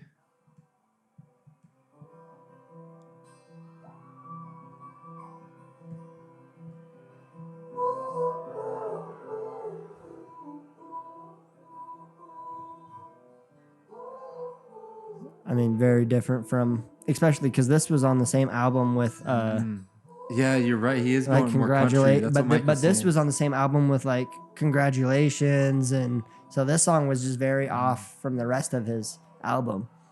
And now his newest album is more chill. Wow. It's like sitting in the mountains of Utah. Yeah, literally. That's he lives in Cottonwood Heights. That's I awesome. just People went see to him. In-N-Out Burger, what would be his local In-N-Out Burger this weekend. Really? Dude, I feel like people respect him more as an artist now. Yeah, and I think that's just authenticity. Like I said, he made it into the limelight, and now he gets to be him, and people love it because he's authentic. You I ever know. play Apex Legends? I'm not a gamer. Oh my gosh, you and Mike. I have an Xbox One that hasn't been plugged in since like 2017. Oh really? I have an Oculus that Nice probably haven't Oculus. played in The a old year. Oculus. I have the You're OG, OG as a I- motherfucker, dude. Yeah. Hell yeah. I have the OG Which one is it? Oculus. Oculus? Just the Oculus Oculus Quest. One. Yeah, the Oculus Quest #1. Yeah. What was before that? There was something else before that. I wasn't think there? they have like a PlayStation one. No, that you there was plug another headset of Meta. I feel like there was, but the HTCs. That might have been the one that just had the cord. So I have the first standalone, Okay. which is that's There's Quest. an Oculus. That one that you regular. don't have to And I plug have the in. Quest 2. Yeah. Now there's the Quest See, 3. and I feel like I'd like it more now because when I got it, like there wasn't a whole lot. Like it was super hot Beat Saber, Mm-hmm. you know. And Now so then it's I got so AR. good, like I got so good at super hot that I got bored with it. Oh, and then yeah. Beat Saber, you know, it was like you can only play the same song. You should so have much. gotten an online player versus player game like Population 1. Yeah, see, Then you're running, jumping off buildings, fighting other players with machine guns in a real feeling like simulator. It's awesome. And I like to think that I predicted that this metaverse is coming sooner because it was what actually made me like really think about it. It wasn't like Ready Player One, but more like have you seen the new Space Jam movie? No, with LeBron. Yeah. No. But basically in that, like people open their phones and they get sucked in, you know? Okay. And they're basically watching this game live in the Toon World, basically. Oh yeah. And so that made me think of like going to live events, but VR. So you and your friend from China can go to the same Drake concert. Yeah. You know, and still be and still look like you're front row, you know, and like Drake's actually performing somewhere, but because like kind of the same thing, you can do the sit courtside at NBA games, you know, and look. And so the best one though, I think this is where it's going to actually pop off is when because now they have mixed reality with AR, you know, the augmented reality where they can scan LiDAR, detect your whole entire rooms. Oh yeah. And then they can augment reality mixed on top. So that means you can see your whole room. And it'll project things based off of that. So they have games where zombies crawl in through your windows, and you can like build. You can change the layout of your table, and you can build your TV. You can modify how your TV looks because it has such high resolution per chip now. That's the Quest 3 that you can literally change your room. And the Quest Pro with the LiDAR scan of the face, where it looks like it's your face. And see, that's where I really feel like, you know, we're going to be coming to this metaverse, like where, you know, working like COVID made working from home way more popular, you know, and now I can see it's like where you can work from home, but you know, you got to scan your room, make sure you're actually working. Like, so it's more of kind of micromanaging mindset, but like being able to actually see that you're at home working, you're not just in your room playing video games, you know, people can scan, you can bring a friend to your house now in your augmented world. In their headset from their place. I think the only thing between that and the future now is just the once it becomes more affordable over time. Once it's glasses, easy to wear glasses, an augmented world at least, because imagine you're courtside, but you're sitting you got your couch is the fucking place. Your kitchen, you can have a perfect pathway. So you can like feel like you're in the game everywhere. It's like the whole projection of your house outside and the walls is all the game, like you're actually there. And you can go open your fridge, grab some snacks, come back, sit. I would almost be terrified. I don't know if I could do. I'd be sick. It would be sick, but also like I said, like the zombie game, people breaking in your house. That would. Maybe I'm not. You have to like throw it off for a second. Like this ain't real, right? Random zombie simulation for thrill effects. Imagine some people like that. Oh fuck, zombie outbreak! I walked out during my NFL game. Forget pull a strap from your actual.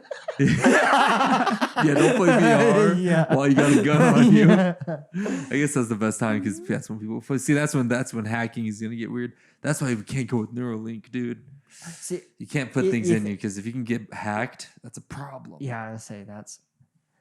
But do you think it would have? I feel like they could almost design it if they made it, but it would almost have to be something that designed that you can only alter by taking out and like upgrading and putting back in. I feel like an upgraded chip, you know. You just have a little chip slot in your head now.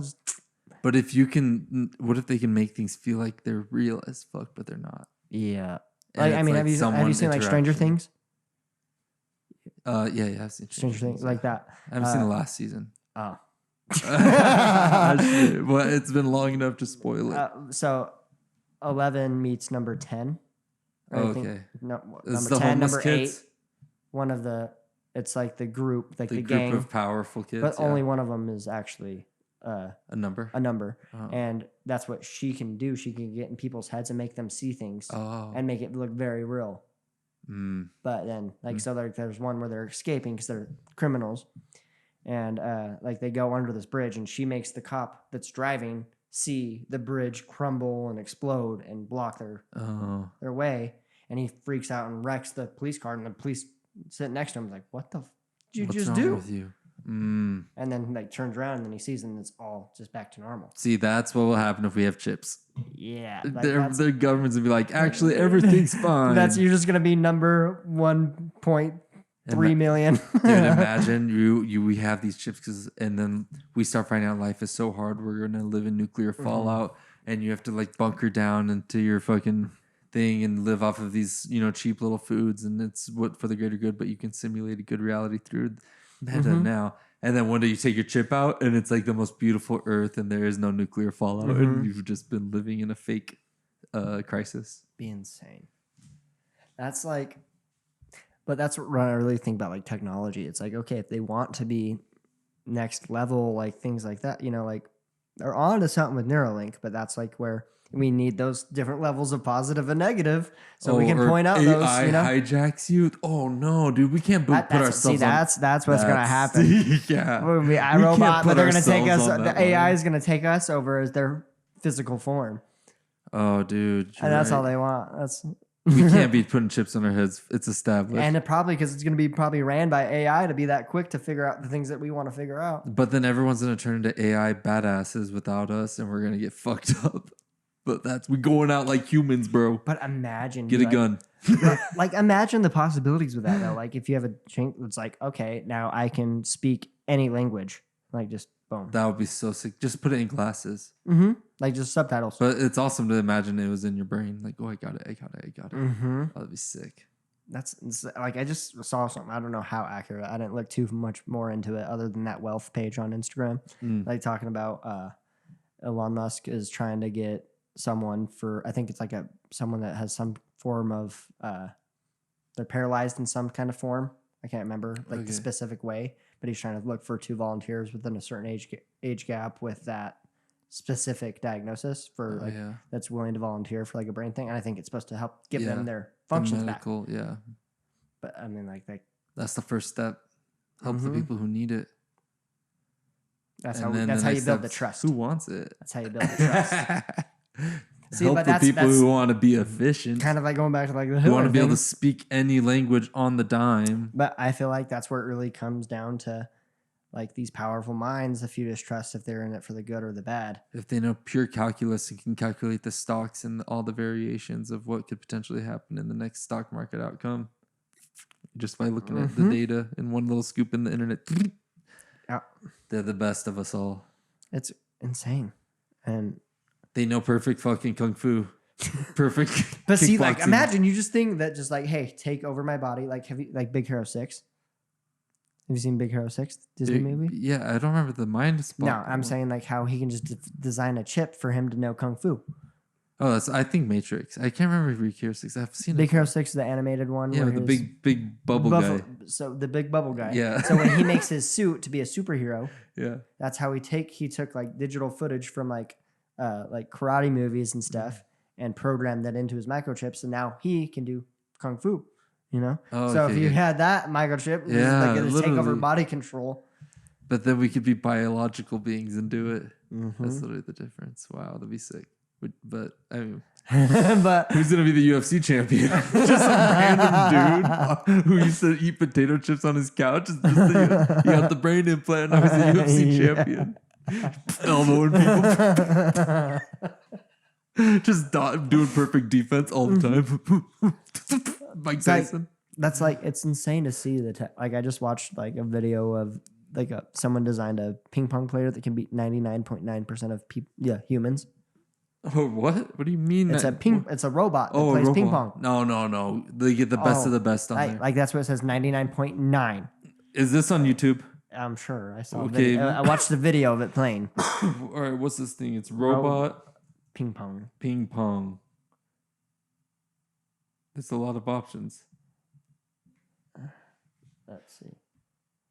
This looks like a table tennis robot versus human. Who wins? That. No, it was just like a machine, like an arm attached to a machine, like a handle. Oh, really? Not like a robot. It wasn't like a robot figure. What about this? Did it look like a cinematic piece like this? No. Is it this? That looks like a robot with just an arm. Yeah, it's like something kind of like that. It's like the world's best. Do you recognize it? Is it? No, it's got to be that one. It's got to be this one. Orange. Something like it wasn't that one though. Go back. The duel. Go to the search. Robot ping pong. Oh, robot ping pong.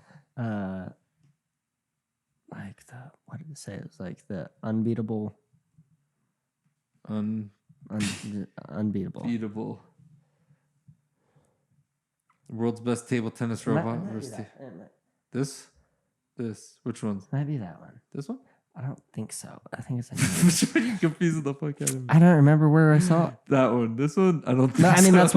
that's what it looked like. The machine itself looked like. This looks like a cool one with one arm as well.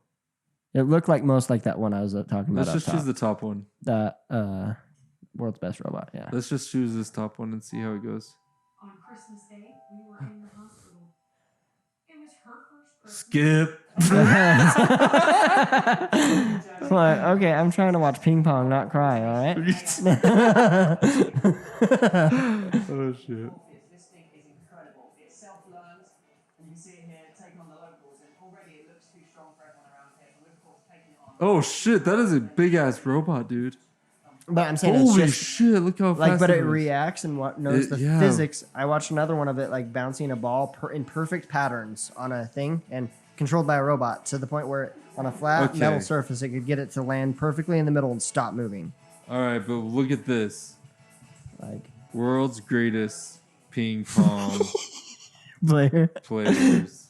Oh, I know, but it reacts off of, and it knows even how hard to hit it. Based like it calculates its speed and angle that fast. Let's see. Do we think he will beat Mr. Ma Long?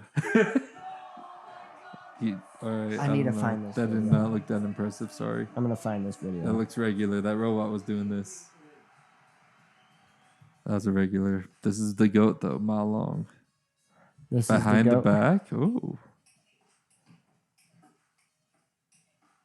That is Oh just shit, dude! Oh my insane. god! Holy! That robot would do it though. That robot could do this. I could imagine that robot there just defending every single one of those. Yes, but because it can even come up and like the way it even angles it can slow the ball down. Like That's insane. Yeah. Okay, these guys are screwed. Might as well quit because the robots are taking over.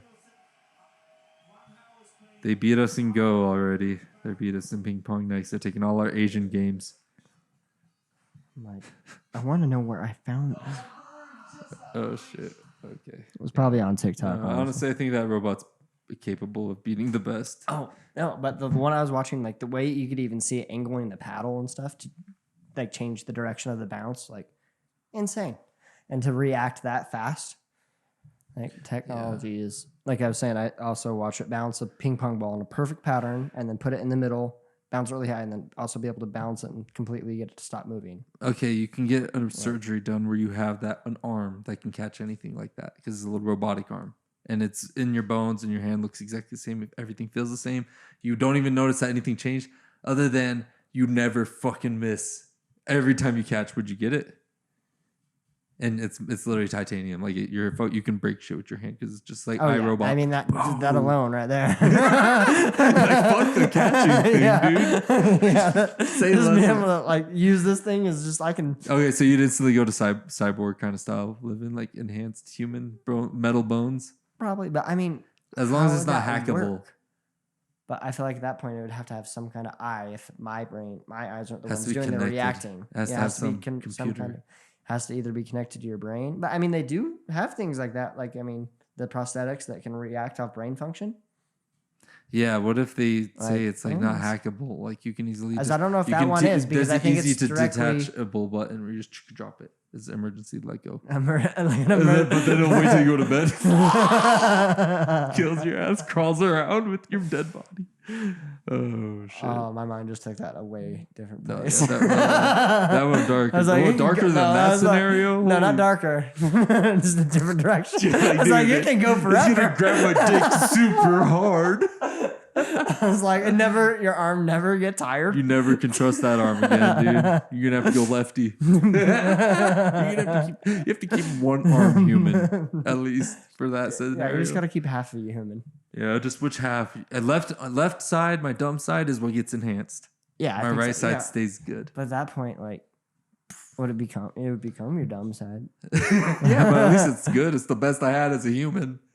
But like, that's also I think about like like in my industry of like, you know, like the Jimmy Neutron. They're just gonna design something you can just put on your head and pick any hairstyle. Oh yeah. Dude. Oh dude, that's bad That's for like you. an arm, That's bad for like you. just like an arm to do a perfect haircut. You know. Nah, I don't know. Yeah, but I mean, it'd but have there's to be still that human error. sophisticated. You know. I mean, but look at that fucking ping pong player. And honestly, who's gonna trust it? Getting your haircut's intimate, especially if you got a razor involved. That's intimate as hell. Letting people cut your beard with a razor, that's like holy shit. The fact But that see, like it to me, it's like I shaved color off of a balloon without popping it. that's so crazy. Holy But, shit. like- Whoa. Like I did that actually while I was in barber school. I posted it as a video to basically show people to be comfortable with me. Like, hey, look, I can shave the color off a balloon without popping Dude, it. I think It I was have fine. balloons and I think I have a straight razor here. You just have a random. Is it a sharp straight razor though? I just line up with it with my cheeks because it's super accurate. You know what I mean? Like you get that. That's one hair out of place. You can cut really accurate with that, and it feels fucking It's like like the little you James just be like- Bondy, dude. You're like fucking James Bond. Sometimes the Look, old like way you is got a the butterfly best. knife. Just Yeah. Do you want to do that challenge, dude? I haven't done it in a long time. I'm sure I can still do and it. I think. I bet I can still do it. Okay, let's do it. Let's I'll do do it. it. Let me check if I have fucking. I need another fucking Yeah, potty but- break too. Anyways, I've been drinking a lot of liquids. I'm fasting. All right, we're back. Who goes first, me or you? How confident are you? 0. I don't even know what the fuck. I never tried this in my life, but I do shave I myself. kind of believe in you because you shave yourself with one. That's a lot But more I than just- the normal. But I don't know if I fuck myself up with the pressure. mean, I do don't you fuck cut myself yourself? up, but maybe it's a little aggressive. You don't know? I don't get fucked up, I'm not but trying to. You got a paper let's see. towel for A me. balloon seems. I don't hear it clean it off. There's some water bowl right there. Here you go. I'm like trying to hold the balloon so I don't get it on my. Oh shit! Here, take this. Another one. Yeah. There's another one. Just wipe it when we're done. Give me I this just need knife. something to hold this Here's my still while I razor blade. Here, hold my balloon for me real quick. put it in the crevice of this pocket. I guess that works. No, right here in this pocket right here. Put that lid closer to it. There we go. There you go, tripod, dude. Camera. All right, let's see if I can do this. Oh gosh, I'm nervous. I'm not normally scared of balloons popping, but oh wait. Oh, you're going backhand too. Ooh, look at it's actually not too hard. But are you taking the color off or just the shaving Oh, cream off? are you serious? The I'm color? gonna try to take the color off. So I'm actually taking more than just rubbing off cream because you can do that with your finger. You know what I mean? So you really have to actually Oh. show that you're angling the blade into it. Oh, that's not a good one. I heard a little. That seems But look, more the color aggressive. on it. Look at the blade. Like Oh, when oh. you're like this shaving cream that you're taking off, you'll be Yeah. able to see if color caught.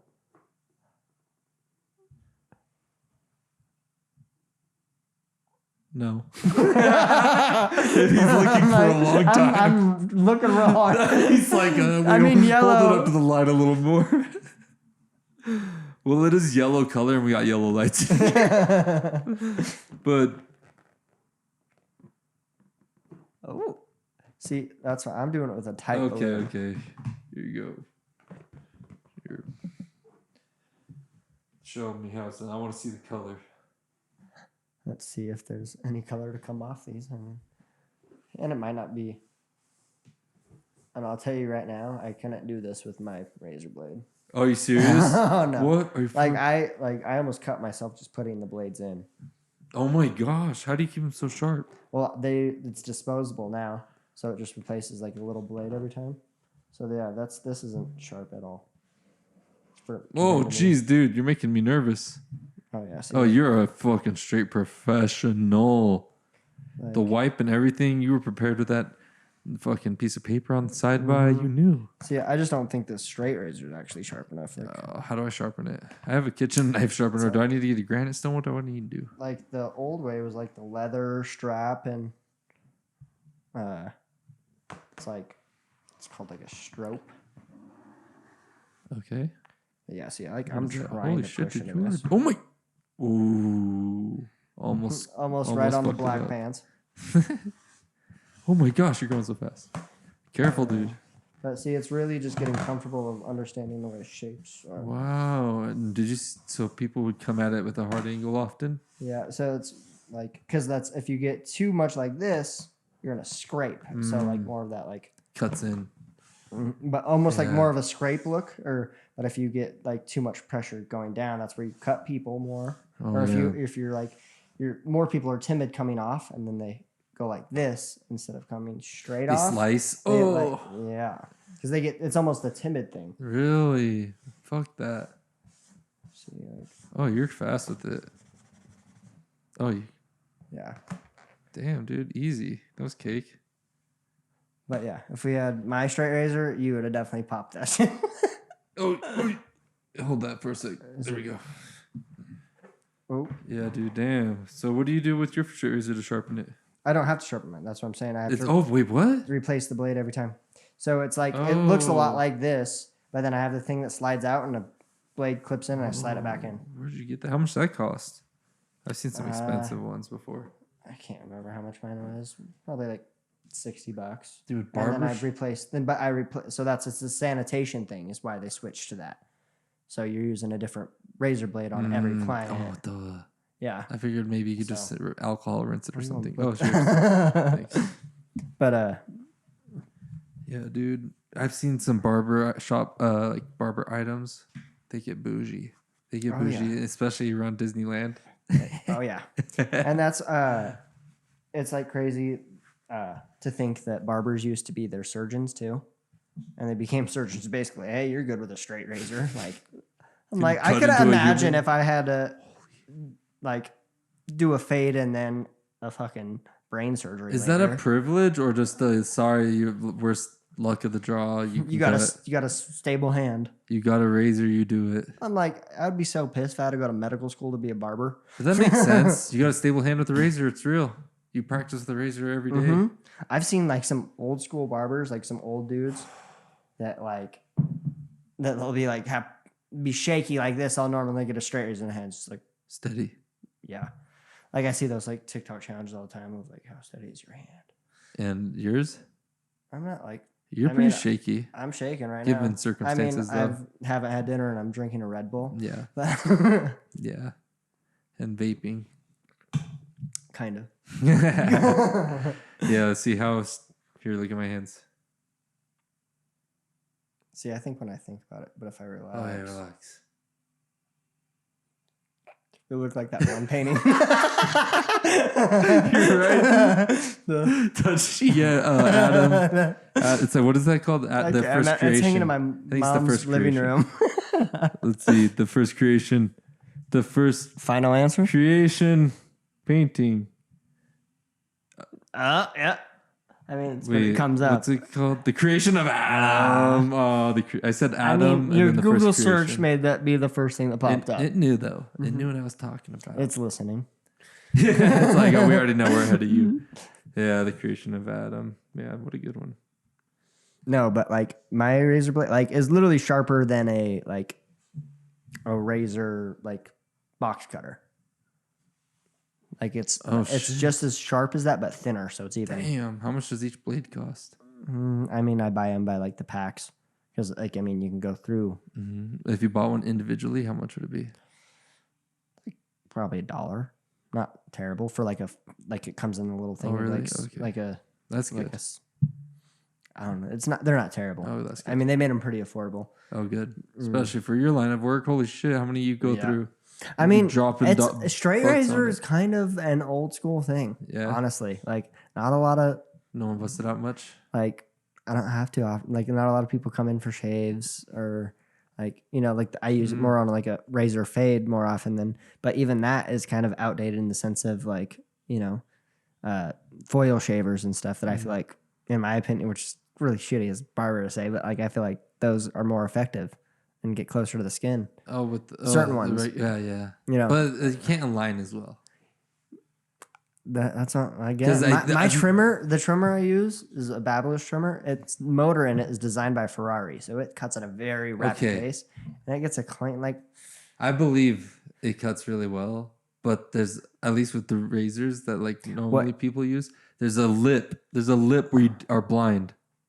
It's a lip and then the razor because it's held together sideways, and there's usually a bracket. But I feel like I tap it in multiple like I stab slowly. Yeah, so I don't just hit it once. You hit it once and I check. hit it in once and check. multiple like from multiple angles.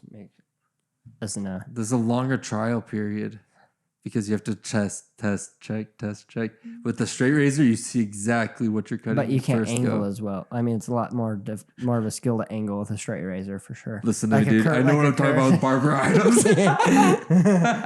But like I'm saying, it's just technology. Like especially if you look like Wow. legit, like Shelby has a pair of like OG clippers that are like manual. Oh, yeah? So like the way that the blade, so you have the steady blade, which is like the comb blade, and then you have the one on top of it that goes back and forth. So Okay, like usually it's really good if it's metal that can stay sharp and one that can move really rapidly. Because that's like if you've ever used the beard trigger where like it snags your hair or something, you feel like that. It's because the motor's so slow that it's like catching between that gap. You know what I mean? And not cutting. So, but if it's going so fast that it's like, It cuts it right before it gets. so that's what I'm saying. My trimmer, like Ferrari designed the motor in those. That is just such a wild flex, dude. Yeah. That is fucking crazy. Like there's Ferrari, literally, what are you doing? they put the Ferrari logo on the box. That is sick, dude. Yeah. Ferrari just like, let's make motors, dude. Yeah, I'm like, What the fuck? That's I cool mean, as fuck. How much was it? Was it those hella- trimmers are like 150. $150? Mhm. Not too bad. But I mean, if you're like your That's- little Manscaped one, that's going to be like $50. So that's I expect it to be expensive, especially Ferrari. I would imagine more though. Yeah. Ferrari's a big I mean, logo, they're big like their brand. actual clipper. Those are Yeah. like 300, which is pretty. Oh, really? That's pretty expensive. The most They expensive feel thing, solid, like solid ass metal, like good ass not shit. really, because you don't want to be too heavy either. Oh, light Like- carbon fiber. Like so, but they no, the real expensive thing as far as barber tools is actually your shears. So your scissors. Oh, why? That just the metal. It's basically like taking knives. two like swords. You're That- buying that- too so- many knives. And it's like, something that will stay sharp for a long time with repetitive use Mm-hmm. and that can be sharpened and not dual with a sharpen, Yeah. So like, I mean, like Shelby, like we have a pair of shears at the shop that are like 1,200. Like, Have you seen Kill Bill? yeah. You know the fucking special swords? Mhm. What are they called? Who's the one that makes The- that? The, It's that ChatGPT. Who makes the swords in Kill Bill? The swords used in the movie Kill Bill were crafted by the renowned swordsman Hattori Hanzo. That's right. Hanzo, yeah. So that's Hanzo literally, Hattori. that's literally Hattori. the Hanzo. Hanzo Hattori. Hattori's. That's my shears are Hanzo Hattori's. I'm not even kidding. No, you're not. That's the number one shear brand. Look, Google Hanzo. The first thing that's going to come up are shears. Hanzo. Hanzo. Just type Shears Hanzo. right here. Look. Mm-hmm. Shop Hanzo Shears. What the Hanzo fuck? Hattori. Hattori Hanzo. So I'm They literally straight up using went two off Kill of Bill. I'm The finest blades. Fuck yeah. That is awesome. That is sick. yeah. Do they have to pay? That's what I said. They're royalties on literally like that? two What the little fuck? swords. It might just be the creator of them. It might be the He's real. yeah, but I'm saying like it might be something to do with the metal or something to do with like the designer of it. What is Where is Hanzo Hattori a person? Like, who is Hanzo Hattori? Hattori, right? Or Tori? It ends in an O. Tario, I think. Hattori. Hattori. Let's show you. It's up here. Hattori with two T's. I got it. Yeah. Hattori? The fuck? Who is Hanzo Hattori? Hattori? Hanzo Hattori is. Well, you want to read? Can you read? I am reading. Read it out loud for us in I the can't- audience. I don't. I'm that kid put on the spot in reading class. And Basically, he you're was like, a historical figure in Japanese history who lived during the Senegal. How would you say that? Sengoku. Yes, you'll pronounce these words better than I Okay, will. let me go. Sengoku period 1467, 1615. He was a samurai and a retainer of the Tokugawa clan. Hattori Hanzo is often remembered as one of the most legendary ninja and samurai of his time. Okay. Historical figure. He's like a fucking Musashi. Mm-hmm. Hanzo Hattori, he's real. But like, Key points about Hattori Hanzo, ninja and samurai, loyalty to Tokugawa Ieyasu, Battle of Mikitagahara, and legacy. Hanzo Hattori is a legendary figure in Japanese history and has become a popular subject in Japanese folklore and popular culture. His name is often associated with the image of a skilled and stealthy ninja. Wow, he's real. Yeah. And you got his shears. Shears. That's fucking crazy, dude. Nice. How much does Hanzo Hattori shears cost? That's the ones that are 1,200. I mean, you can get them anywhere from like I have my set. I think are like 700 anywhere, and that's like lower end. That is where That's the money lower end. is in the barber items you were saying. Holy. Oh yeah, that's what I'm saying. Like, Whoa. you can a couple thousand on a pair. That is awesome. Depends on like size and It's cool to think they're like that prestigious. So like, yeah, wow, you like it's man. like that's where I'm saying like dropping your shears or something like that's like the mini heart attack. Like when you drop your phone, you just check your strain if it's broken. It's basically you drop your shears like, oh no. Dude, do you like knives? I'm intrigued by knives, but I've never been like a collector or anything. I Like, don't know. Do you have any cool knives? I have like I don't even know what you call them, but like the ones that look like just like a steel bar and you can pull them apart and they're two knives. And what? Yeah, like almost Like like a dual wield setup? yeah, they What? they sheath into each other Oh, really? and then pull out. Oh shit, and that's then- awesome. Wait, where's the sheath at on them? So it's like a little bit off center on each. So the blade isn't center with the handle; it's a little bit off center, so that they line up perfect. So they have, but like, they're protected, so the knife's not. yeah. So they're not like The blade's not out. like when it's you grab going the into its handles? own sheet. Yeah. So when you like you have like this little locking mechanism, they pull back and then they pull apart, Oh, what the hell? like straight up like ninja. Okay, Like- you're just straight ninja in at your house. You got fucking Hattori, Hanzo, fucking shears, and a fucking ninja dual wield Like setup. I can throw my scissors around all cool. Someone's like, fuck. Dude, someone breaking into your house just says pair of scissors into the door right now. What? Weld some together, nice and I've tight, been and make waiting ninja for you. stars. I expected your arrival. Your lips off sync. I expected your arrival. See, I'm gonna invent some kind of super villain. With scissors, dude. I think you got a lot of great fiction. He's gonna be a barber themed, basically Edward Scissorhands, but That's the next fucking go-to creation Instagram, dude. Build a handle for it. Oh, dude, so you gonna fucking start a podcast, you think? that's I want to. What do you need? That's- That's the real question. What you need to do something where it's easy to do and you can just do it without even Yeah. needing any friction in your life. And that's where I want to add it in with my job Mm-hmm. and make it like based like barbershop themed, you know? Because Yeah. I mean that's basically. I mean, we have these same conversations when I'm cutting your hair. Like, Yeah, dude, you need to get. like that's where having like because I enjoy it, you know, and Yeah. I enjoy the creative process. Like I enjoy editing videos, like, and I want to just be able to make it so it is not taking away more of my time in the sense of like dedicating, you know, like I want to include it with my job so I can still be kind of at work Mhm. and kind of make it a work thing. Yeah. But So what technology do you have right now, camera-wise? I have a Canon T6 Rebel. I think my iPhone is Okay. almost just. All right, you got enough. I Mhm. think, dude, if you put your camera up in your thing, so you have like a wide shot, and then you plug your phone into a Rode mic system, like the Rode little video mics. You know, everyone uses. You know, Sam Mhm. Solik. He puts it in his hat. Have you seen that? Mhm. Genius, dude. Yeah. But imagine you do just have that on you, and then when someone comes, you ask if you can put it on them, because I think they have a 2-channel one that you can put 2 people talking, clip that on them, and direct it into your phone. Record both, so you have 2 angles. And see, I'd also need something that like for the sound though, like the clippers. Yeah, To but be just able to leave how it. to- But I'm saying like as long as it's not too overpowering based on where the mic is, you know, because Yeah. close to me is where I'm cutting. So we put your hat like Sam Solik style, dude. Go. It's I just never wear hats though, being a barber. Like I mean, I Yeah. do like. maybe backwards. But when I a wear, good that's fit where for I say you. when I wear hats, it's like intentional for style. not Yeah, really put a the- cool backwards hat and clip it up on there. That'd be a good idea. Yeah, but see, that's Or a where it's- bandana. Prison Mike. I'll be Prison Mike. Sit down. Shut up. But see, that's like, but that's where, like, I guess it's like I said, was telling you earlier, just like priorities as far as like my steps in my career. And I view that as part of my career. And so it's like once I have my own shop and like I told you about the other endeavors I want to get into wise and kind of collab it with that. You know, just kind of combining like it's almost to give people insight of like what it looks like to be a barber outside of just cutting hair.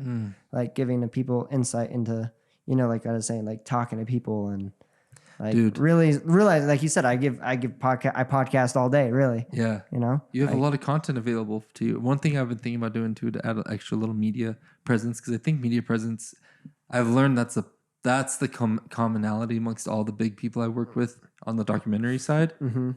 It's they just try to oversaturate the market with their media presence until something goes viral, usually, and then just kind of, if you can make it something where it's like you want to do, and it's easy and it doesn't cause any friction, then you can do it forever. And who cares where it goes? Like if it kicks off, great, but if not, it's not even a bother because it's something you're going to be doing anyways.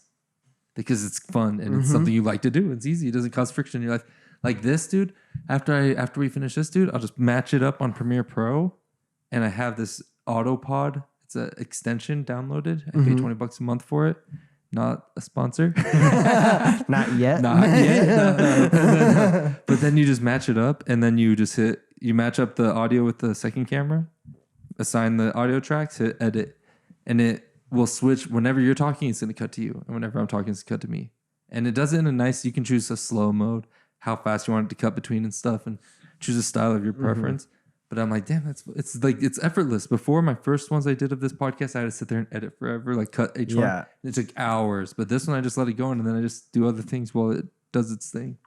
Yeah, and see, that's where, that's the nice thing about my job too, is having so many connections. Like, obviously, when I came to this, you're first person I was going to ask about equipment and stuff. like I have, people to help me. But I feel like that was where another thing, I was like, editing videos now, I feel like I'm so controlling over it and wanting to get it so perfect. But I feel like something like that would be very beneficial to me, to kind of let it do that thing and then let me go edit from there. But yeah, dude, just get Autopod.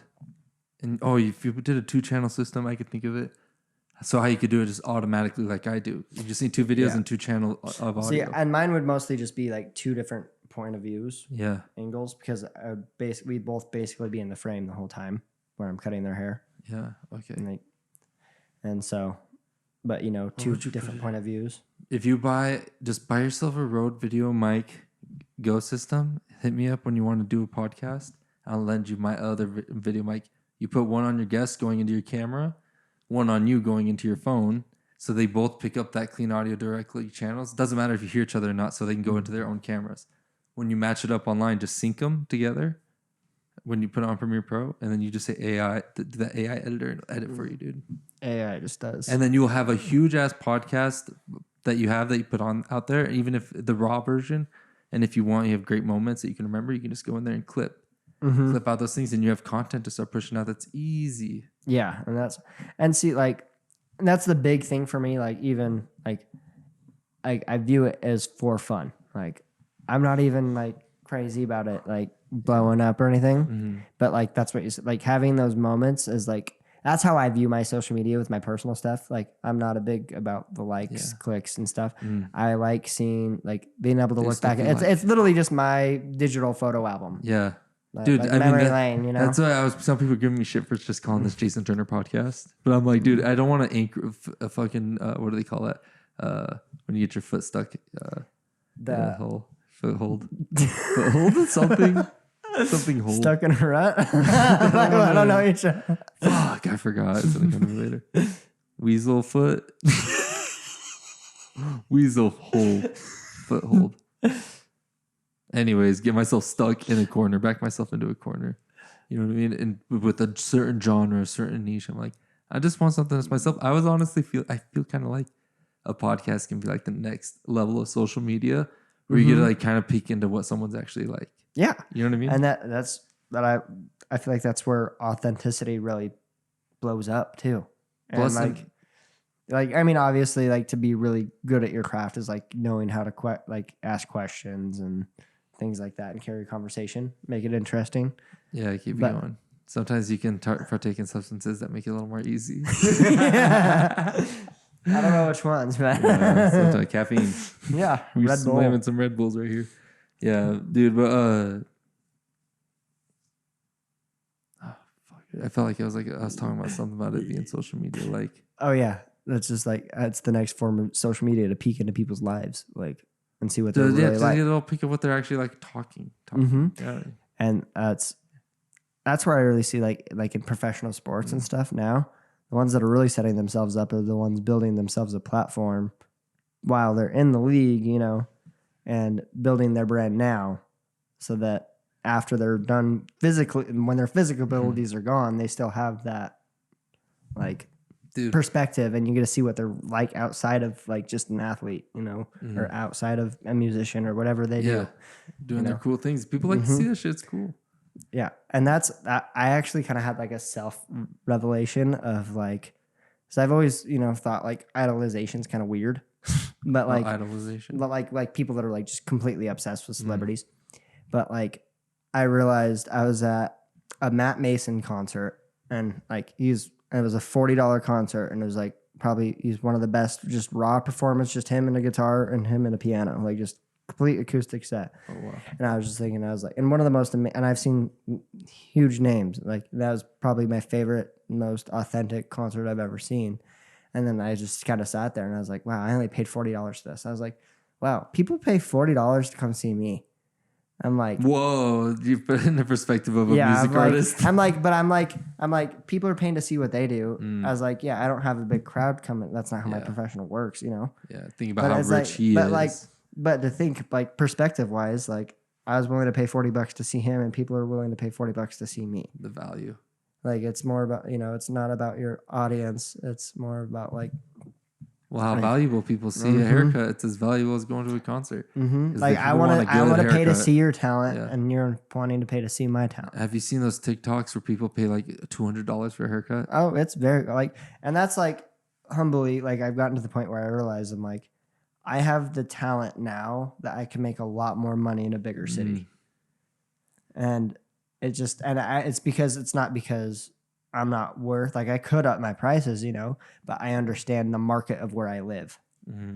Like in the market of people here don't, like there's not as big of a market here, I should say. The demand's not as high. Yes. You need high demand. That's high demand of high level, like clientele. You need, that higher caliber of client and a lot of them to be sustainable. There's this quote from a book I just finished the book's called The Go-Giver. It's a business book about kind of a business ideology book, rather. And the quote goes, if you want to make money, bring value to people. If you want to make a lot of money, bring value to a lot of people. And I'm like, oh, I get that. All right. Yeah. And that's why that guy doing concerts is getting a shit ton of money. You got a lot of people paying $40. You got one at a time. Yep. It's different. And that's where, you know, the next avenue of mindset for me is like, I love what I do. So now how do I create on top of what I do to have other forms of income still doing what I love to do? Probably creating a social presence is important, huh? That's like I swear barbering has turned into being a social media creator. Yeah. Like you see so many celebrity barbers. Yeah. It's an easy one. But I mean, also the whole scenario is set up for you for exactly, that's what people try to set up to do. Let me talk to people and do an activity that's entertaining. And that's literally your whole job. Yeah. And like, the only problem is you got a buzzer going. But other than that, that's cool though. It's like an aesthetic. Yeah, and that's where, like, you know, I mean, and they even design mics and stuff now where I could cancel that out. And yeah, you could just noise cancel it. Yeah. It'll damper your quality of your mics, but I mean, even the video you made of me and your brother, like, we didn't even have mics, and that still... It picked up all right. Yeah, did you like that one? Oh, I love that. Can we watch it? Yeah. Let's watch it, dude. I watch it. I was just using it to edit a video the other day. I haven't posted it. I'll show you the drafts. Dude, I love when I see my footage on your shit. I'm like, damn, look at that sexy footage. It's like the only footage I have of me. I realize that's another thing. I need to start showing myself more. Look at this channel, Verite, sports documentaries of your favorite teams. Check it out. And the very first one, Art of Cuts. Look at that thumbnail, dude. Look at that thumbnail of your video right there. Looks good. I'll show you. One of the drafts coming out soon is your footage. That's a sexy shot, dude. Oh, that's a sexy haircut. Hell yeah, dude. Damn, you have okay, actually never mind. Hold up. Let's check it out. I realize I think I might be a one ear what do you call it? Ear pad guy. Oh yeah, you want some fresh air? Well, I like the sound of it, I guess. All right, we got it going. Oh fuck! Come on, internet. That's my hands. Oh, wow. That's the Ferrari motored. Oh, is it? Yeah. Okay, it's going.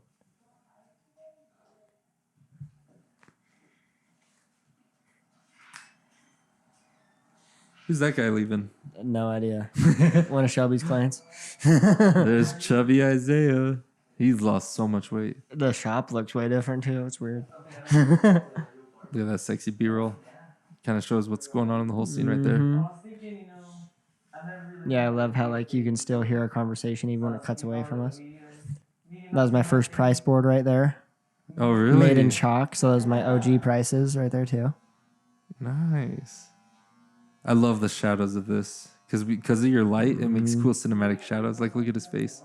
Dark side. Oh, yeah. It's just like what we're shooting now. And like the Shooting on eye, the dark like side of the face and you makes get it. the little bit of light in the eyes. Yeah, and the light in the from eyes. my ring light in there. The eye light. Yeah, it's great.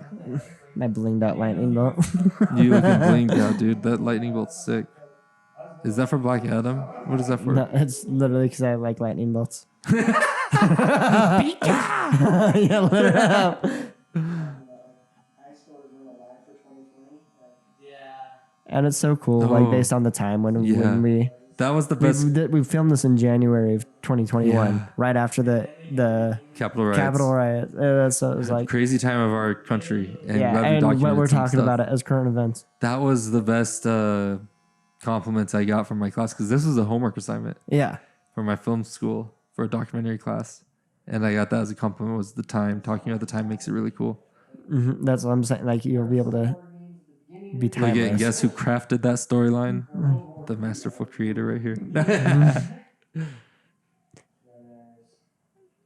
My favorite part of this whole video is just Dude, this is Watch a it, great yeah. news update right here. We have killer bees, COVID. Like, just a great news update. What a crazy time. COVID's Yeah. about to happen. that was right after. That was the first year of COVID. That was Yeah, January 2020. 21. But, like, it was starting to happen. It wasn't, like, implemented yet. No, that was January of 2021. Oh, is this 2021? So that was Oh, the you're end, right, yeah. at the end of 2020. Okay, So okay. we just finished We're the year talking about 2020. Yeah. Oh, okay, you're right. And then the Capitol riots happened in 2021. Because they happened January 6th. And that was like, see, that's what I just talked about. I was like, Oh, how do you already have a documentary? It happened like a week ago. I don't have a documentary out. But my favorite part of the like whole video is just like seeing his face at the beginning And then and seeing him. his face at the end. That shot too. I love that shot. That's a cool ass shot. Symmetry.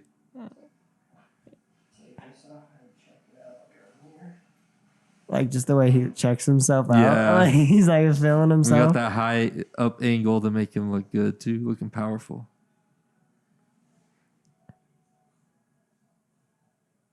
Fuck yeah, no camera in mirror either. Look at this. Boom. No camera in the mirror.